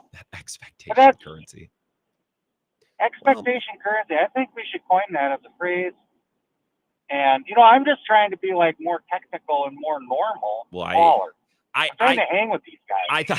I thought that was an engineering term. Eric, I got to run. I appreciate it. I thought that was an engineering term that you were using, but you have been using terms like regress to the mean. You've been hitting us with that one a lot, especially as it pertains to Sam Darnold. Look, I don't know what to make of the expectations around Caleb Williams and the Bears. I said after week one, if I may take you back, I remember this clearly. The Bears beat the Titans because Will Levis kind of went to the bathroom all over himself. And I remember that Monday or Tuesday saying, you know, if the Bears would have played Geno Smith or Baker Mayfield yesterday, they would have lost conclusively, probably by multiple scores. And my point in week one was all the offseason hype, all the talent acquisitions, you as a fan might think your team rocks and you can talk yourself into this guy and that guy and this move and this draft pick. But it's so friggin' hard to win in this league. There's for every player that you get excited about your team drafting, every other fan base of every other team feels the same way about 2 or 3 guys from their draft. Like, you can get so excited about your team, and I understand why Bears fans were, and I think they still, to a degree, should be. They're 4-5, and I know it's bad right now, but you get one big win. Like, there's some legit talent on this team. But this year is probably a lesson for Bears fans. The problem is they're the fan base that needs this lesson least of all. Like, of all the fan bases in the NFL that need a lesson on perspective and humility, Bears fans are the last fan base. It's like all they've been doing is getting their rear ends kicked for decades and decades and decades. There's no fan base that needs to be humbled less. Now, they talk a lot of trash in the offseason, but like, when was the last time their team lived up to or exceeded expectations? Seriously, right? Let's take a couple-minute break. We're going to come back with Heilprin Vitali. She's with Fox Sports. She covers the NFC North. She does some podcasting for Marquee. She does a show at PFF with Trevor Sikkema that's really, really good every week. I always look forward to that. So she's going to give us more information on the Bears and maybe her thoughts on Packers-Bears and how this game shapes up on Sunday. She'll join us next. It's the Wisco Sports Show. This is the Wisco Sports Show with Grant Bills on the Wisconsin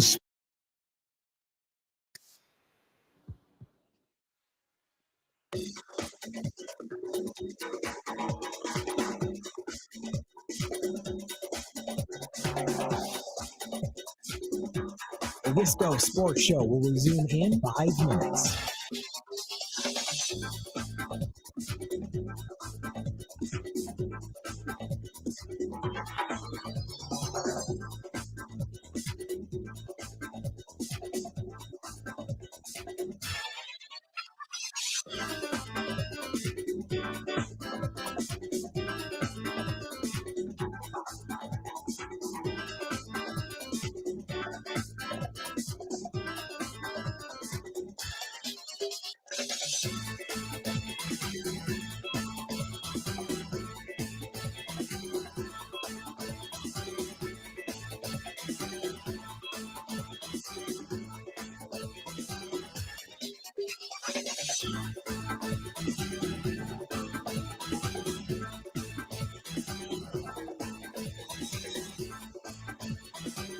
The Wisco Sports Show will resume in 4 minutes.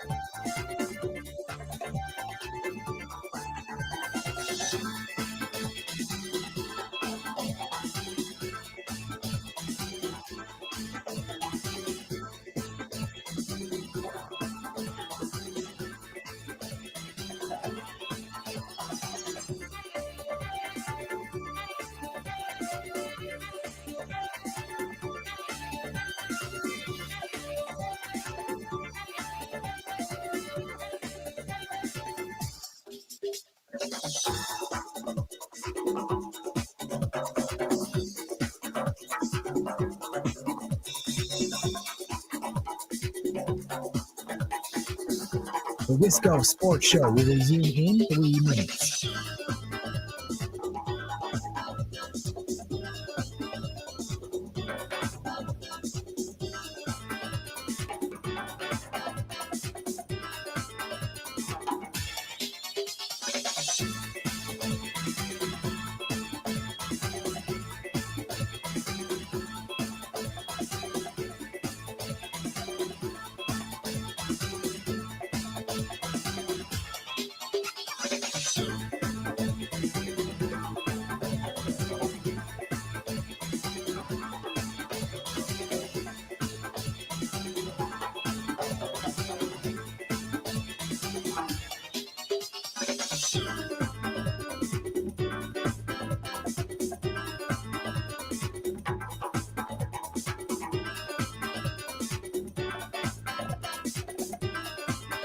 The Wisco Sports Show will resume in 2 minutes.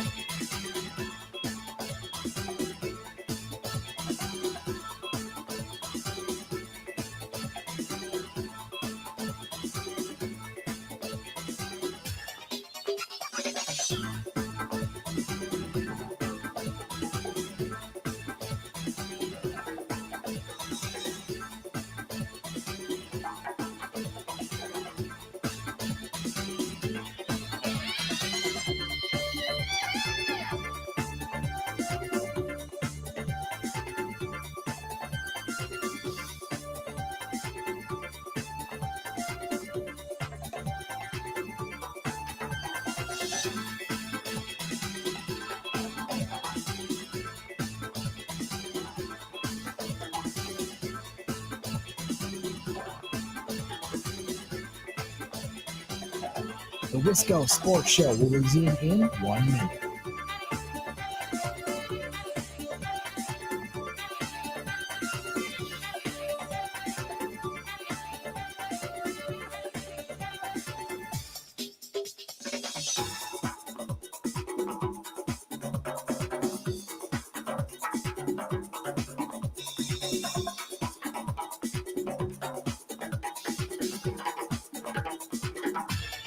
The Wisco Sports Show will resume in 30 seconds.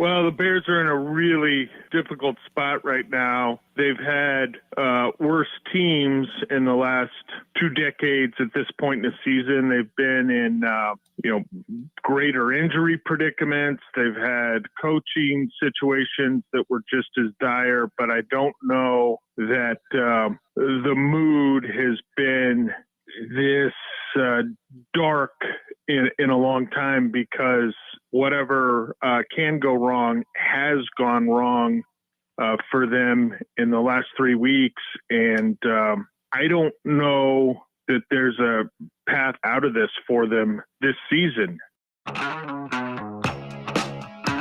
I love that cut of audio from Brad Biggs. That was earlier today on the Bill Michaels show. First, Brad Biggs is, I just love Brad Biggs, quintessential Midwest football scribe. And also, like, Brad Biggs in his time of covering the Bears has seen some debacles. Like, those are strong words to be like, of all of the bad moments that I've seen, what did he say? I don't know if it's ever been this dark.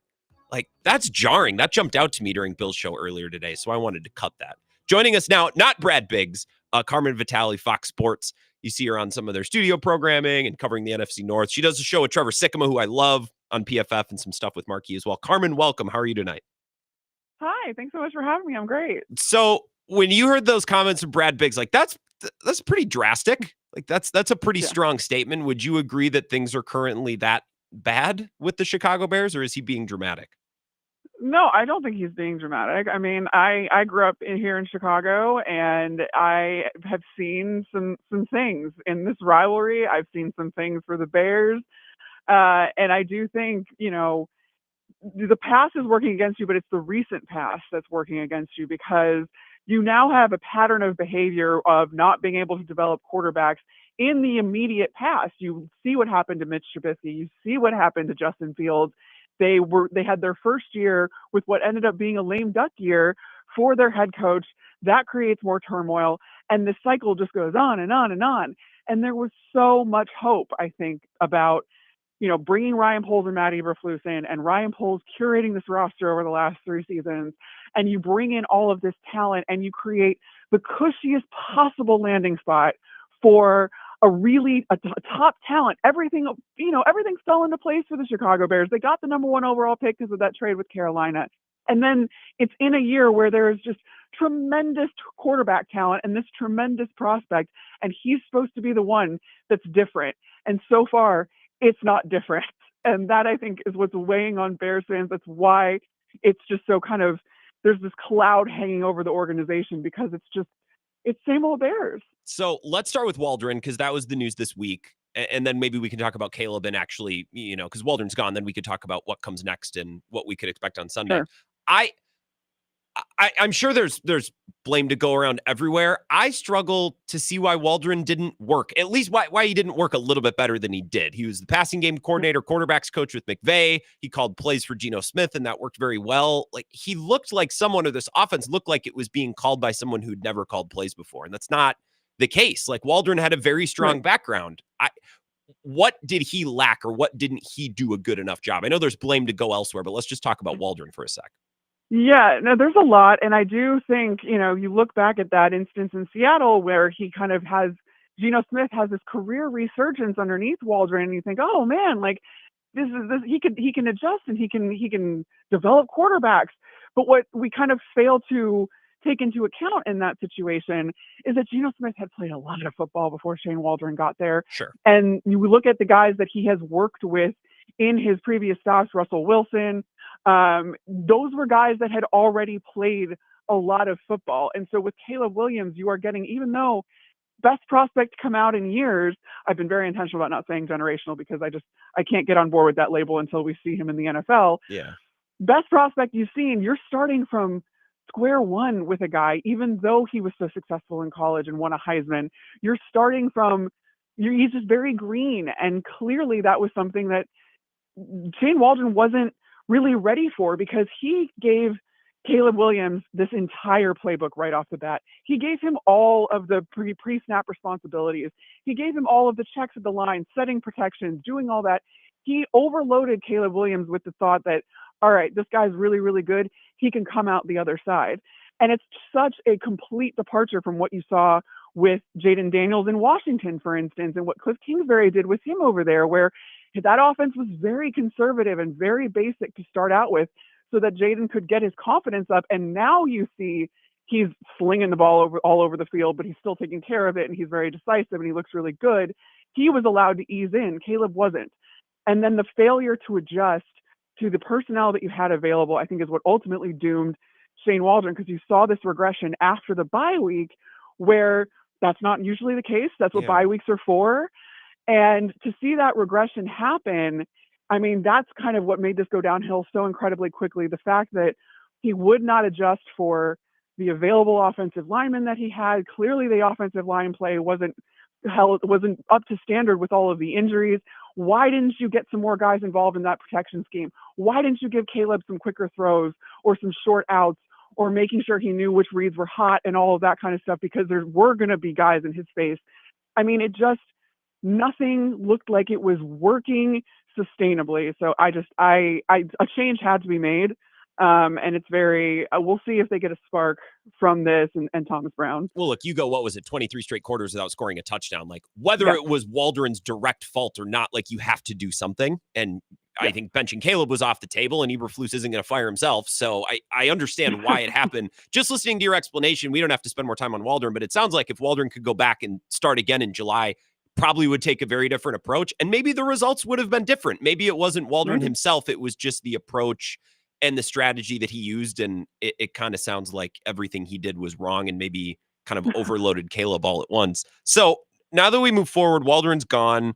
New OC is probably going to inject some life. What I said on Monday or Tuesday when we learned, and we're getting ready for this Packers game, like, are the wide receivers all of a sudden going to start trying again? Because that's something that jumped out to me watching the Bears last couple of weeks. Like, that could be a huge difference because they look completely disengaged up until Sunday. Absolutely. Totally with you there. And you can see it. And you could see it on like their body language, like where there's that much smoke, there's fire, right? Yeah. And you clearly know that Shane Waldron lost the trust of his offensive players and that they didn't have any sort of faith in the process anymore. So a guy like Thomas Brown is someone that these guys really respond to. They love him. We've heard all week how much these guys talk about him. Mercedes Lewis, former Packer, just talked about how much you could be having a bad day, and Thomas Brown is one of those guys that comes in and he just brightens everything around you, and you all of a sudden feel happier. And he was just gushing about Thomas Brown. And Mercedes Lewis, I think, is an excellent judge of what makes a good coordinator, what makes a good coach, given that he's had so many of them. He's been around the block. He's been all over the place.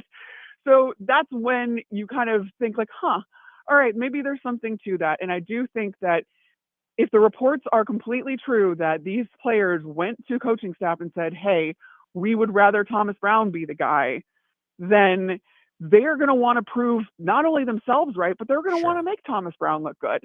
So they have every incentive to go out there and try their damnedest to make sure that they are making this offense work and they are justifying the decision that was made by the organization. So I really do think, I'm not picking the Bears to win or anything, but I do think it has the potential to get kind of weird. It has the potential to get weird. Oh, yeah. The first thing that came to mind when I heard that Shane Waldron was getting fired was back in 2019. The Packers had just won, like, this is LaFleur's first year. They had just won their fourth game in a row or something. It was the middle of the season. They really started to kind of hit their stride. And then they went out to the Chargers, and we thought, well, the Chargers have been terrible. It's mostly going to be Packers fans out there. They were playing at, was it SoCal or whatever soccer stadium it was at the time. And that was the week they fired Kent Wisenhunt and replaced him with Shane Steichen. And it seemed to make a world of difference. I also think the Packers just didn't get off the plane. So there's, two things at play, but a new voice and a charge into the locker room can definitely make a difference. Heilprin Vitali is here, Fox Sports. Really good job covering the NFC North. Do you think it's unfair to question whether or not Caleb Williams receivers and offensive linemen like him and are connecting with him? Yeah, fair, because I do think that Caleb Williams has not lost the faith of this of the players around him. I do think that they do believe in him. I think what you saw in the last game where Caleb Williams took 9 sacks, some of which were on him, quite frankly. I do think that at that point you're like, oh, he's on the ground again. Okay. You kind of lose the enthusiasm for rushing over there and making sure that he's fine, because this has been happening over and over and over again today.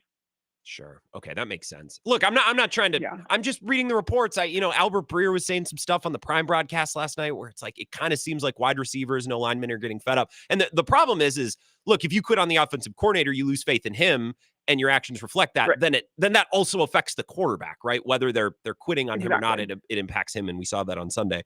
Okay, well, let's talk about Packers Bears. What do you like schematically? You have X's and O's in your bio. What X's and O's parts of this game intrigue you when we kind of get away from the drama that's going on off the field? Honestly, I'm really excited to see what this Packers defense looks like on the other side of the bye week, because up until this point, they have not gotten the pressure that they want out of that defensive front, especially with 4. I think that that's crucial to what Jeff Hafley wants to do defensively. And a lot of it has been masked by the fact that they've been a takeover factory or a takeaway factory. And you have Xavier McKinney 6 games in a row with an interception, and honestly, that masks a lot of the issues in the front levels of the defense. And I really think that, listen, it's only been a half a season under Jeff Hafley. It's a total scheme overhaul when you're looking at this.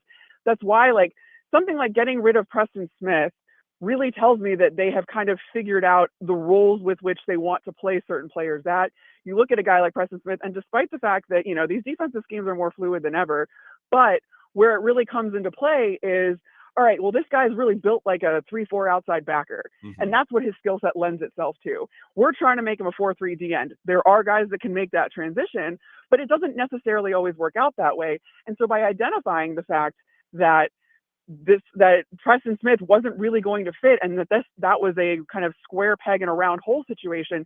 Now I feel like you're not trying to make that happen anymore. Now you can really focus in and hone in on the guys that you have and putting them in the right spots. And so if you get that push up front, this all of a sudden becomes a totally complete defense, and you trust that secondary to take advantage of any of those errant throws that maybe pressure results in. I'm very interested in how that goes. The Bears are going to get their tackles back, but Tevin Jenkins is out. So the offensive line is still dealing with injuries. They've still been, they're still trying to figure things out. So how is that going to go in the trenches is really what I'm looking at. I'm excited to see if Hafley can dial up this pass rush too, because that's the one thing the Packers fans are looking at. It's like, okay, that's a concern if they can't get that going. Right. Lastly, on offense, they've been able to put up 400 yards even in games that look clunky. They just haven't been able to score all the points and stay ahead of the sticks and kind of avoid the messiness. What do you attribute that to? I really think that a lot of it has to do with inconsistency. I mean, I think Matt LaFleur is more than the red zone scoring. He's worried about adjusting for what quarterback he has under center and if that's working out. And he's one of the best at doing that. I can't say enough about the adjustments that Matt LaFleur has made throughout the season with Jordan Love in and out of the lineup. But I do think that that results in some inconsistencies, and then some things go by the wayside where, maybe all of that yardage isn't really resulting in all of the points that you would like it to. But at the end of the day, now with Jordan Love fully healthy, or you hope at least after the bye week, and him already having that built-in rapport with all of his receivers, I mean, this is something that defenses can only account for so many guys. And the Packers have more guys than any defense can account for. Yeah. And that's where you want to see Jordan Love kind of distributing the ball. And now that you have Marshawn Lloyd back in the lineup, you can kind of keep Josh Jacobs' legs a little bit more fresh. I'm looking forward to seeing some of that rotation in the offensive backfield and see if that results in just kind of a well-rounded offense and gets back to looking like what we saw at the tail end of last year. You're not the first analyst that I've asked that to who said, I think Jordan Love just needs to be in the lineup for a couple straight games, which I like hearing because all right, that's not some deep institutional issue. That's just, he just needs to stop tweaking muscles on his lower body. Okay. So I can run with that. Well, I appreciate the time, Carmen. I'm looking forward to this game as a Packers fan. I'm nervous because it seems like this is too much in the bag, but every Bears fan I've talked to is like, no, I've seen this movie before. This is 44-10 and it's horrible on Monday. So I'm, as a Packers fan and owner, selfishly, I'm hoping that's what happens, but it's the NFL. It could get weird to your point, I do think that this is an opportunity for it to get weird. There were drastic measures taken in Chicago this week, and I do think that's going to be a spark. But what I think that spark amounts to versus does that actually amount to a win for the Bears? Yeah. I don't think I can go that far, but I do think that I think they're finally going to score a touchdown for the first time in 23 drives. And I do think that there's going to be some offensive production. And that's honestly what you want to see if you're a Bears fan. It's not necessarily getting the win, but stranger things have happened, right? So yeah. I'm excited for this one on Sunday. Yeah, I think it'll be fun. I'm hoping as a Packers fan, it'll be fun. Yeah, Carmen, I appreciate the time. Love your work. Thank you so much for doing this. Thanks so much. Thanks for having me. Yeah, enjoy the game on Sunday. I will not be down at Soldier Field. I will be in Chicago this weekend. Well, look, to be fair, I was never going to get tickets to go to Soldier Field, but I bought tickets to go to the Chicago Theater. I was telling Zach about this in the first hour. We're going to a show tomorrow night. Just a couple blocks from where Bill's staying at the Grand Sheraton Riverwalk or wherever him and Mike the Shy Bar, where they always do their postgame show. So I was going to say, well, I wish I would have got tickets, but I don't really love going to NFL games, honestly. They're on Sundays, and then I get home late. And I understand I sound like a whiny baby, but I'm just being honest with you. Let's take a 3-minute break. We'll come back, wrap up the show with some Jimmy Buffett, and say goodbye for the weekend. This is the Wisco Sports Show with Grant Bills on the Wisconsin Sports Zone Radio Network.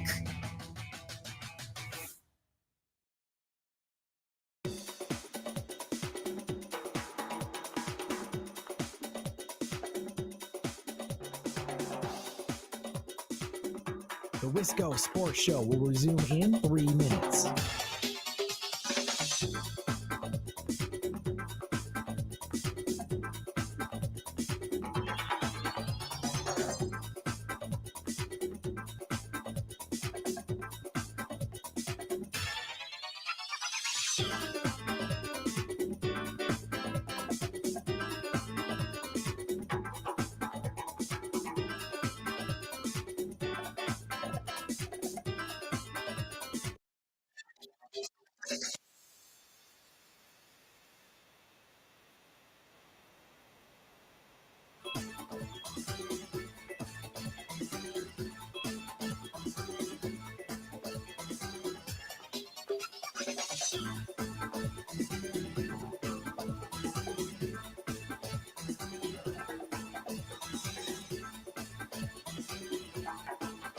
The Wisco Sports Show will resume in 2 minutes.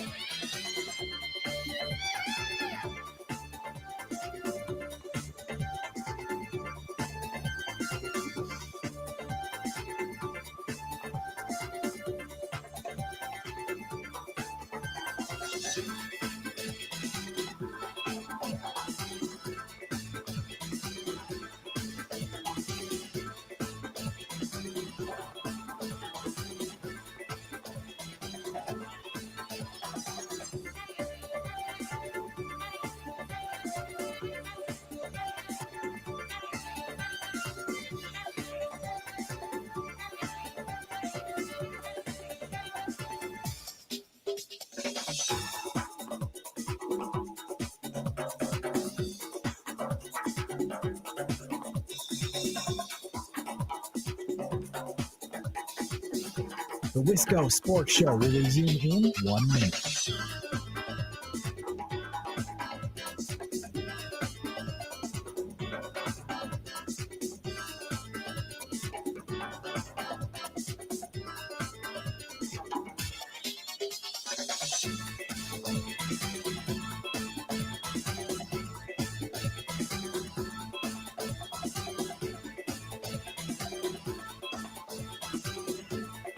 The Wisco Sports Show will resume in 30 seconds.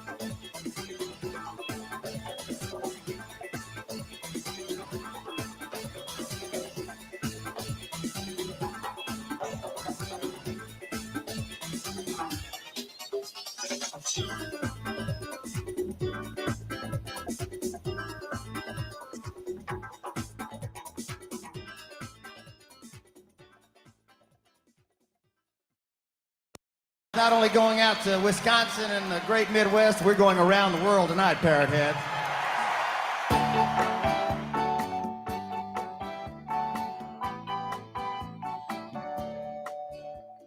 Final segment of the Wisco Sports Show. Fins up. It's Friday. Coyote Mike with a banger of a text. Look at this thing. It says, Grant, it's a Beaver supermoon tonight and a super sports weekend in the Coyote Mike household. We will have 3 TVs going this evening. Wyoming versus Colorado State border war, Arizona, Wisconsin basketball, and Mike Tyson fight. Tomorrow night, Ducks at the Badgers, and then the oldest NFL rivalry, Packers at Bears. Pound it right down their throats on Sunday. Go Cowboys, go. Go Badgers, go Packers, and good luck, Iron Mike.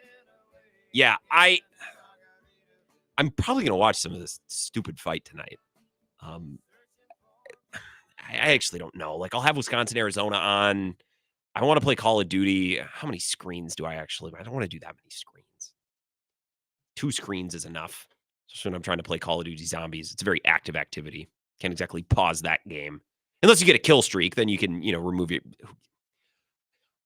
I think I need to see what Mike Tyson is up to. I want to believe that he's just not doing this for the paycheck. Although, why else would he do it? I don't know. I've talked myself into a pretzel on this. I don't have a strong take on the fight either way.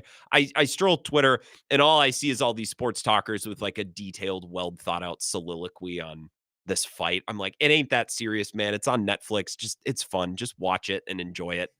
It doesn't have to be a state of, like, I saw Gottlieb, God bless his heart, go UW Green Bay. This is what I saw. Maybe I can find it here. The clip from his talk show that I saw. Let's see here. Where did it go? Someone was comparing the Logan Paul Tyson fight to the current state of politics. And I saw that. I'm just like, it's not that serious. Also, significant college basketball news, maybe kind of. Rowan Domofsky, son of Rob Domofsky, younger son of Hogan Domofsky, who I believe to be a pretty good basketball player, who I think now is at Lawrence, is coming to the WEAC, baby. UW Eau Claire. Go Blue Golds. You better learn to play defense, Domofsky. Welcome to the WEAC. I love WEAC basketball. It sometimes feels like a different sport. These guys are slugging games out. The scores are in the 50s. I love it. I think WEAC basketball is fun. Empty gym without the pomp and circumstance of the big crowds. Just nothing but the squeaks of the shoes and the ball hitting the boards. But good for UW Eau Claire. He scored a Domofsky. We could see Maybe we can see old Rob once football season's done. Let's get him up at Zorn. Basketball's played in Zorn too. Did they just redo Zorn? I'm out of the loop on what's going on with the UW Eau Claire facilities. I know they redid it. It looked really nice, but I don't know if like Zorn still exists or if they switched it around. I don't know. I'm mostly a UW Stout and UW lacrosse man. You know this. But our neighbors to the north, the northwest, UW Eau Claire, I can be a blue gold tool, especially if they're going to recruit and land Domofsky. Coming to the WEAC, smart kid, love of the game. I love that. Not caught up in a scholarship and all the pomp and circumstance. Nothing but balling out and playing hard-ass defense. I'm a big fan. I feel awesome about the boys' chances against Arizona tonight. Very much looking forward to this game. Tomorrow night, we'll see. Again, I think I made myself very clear back closer at 5 o'clock. Okay, so yes, of course I don't want them to get blown out. I want them to play a close game. What I reject and what I struggle with is the idea that if they play a close game tomorrow night, it'll be something to build on. I just don't think that's true because we've seen them play elite teams close before and it's gotten them absolutely nowhere. You know what I mean? So, well, if they play them close tomorrow night, then, well, I've had enough of the A, then B, then C, then D. Like, I don't think it's connected. I don't want him to get blown out tomorrow night because I don't want my program to get embarrassed, but that's about it. I don't know that there's any more causation or correlation than that. Loaded sports weekend, truly. Of course, full slate on Sunday. And I might be most excited on Sunday for Chargers-Bengals on Sunday night. After Bills-Chiefs in the afternoon, we got it made. So if you want to watch sports for 12 hours a day, both days of this weekend and all night tonight, this is your weekend. Enjoy it. I will be back on Monday at 4 to talk about it all. Have an excellent weekend. I'll talk to you on Monday.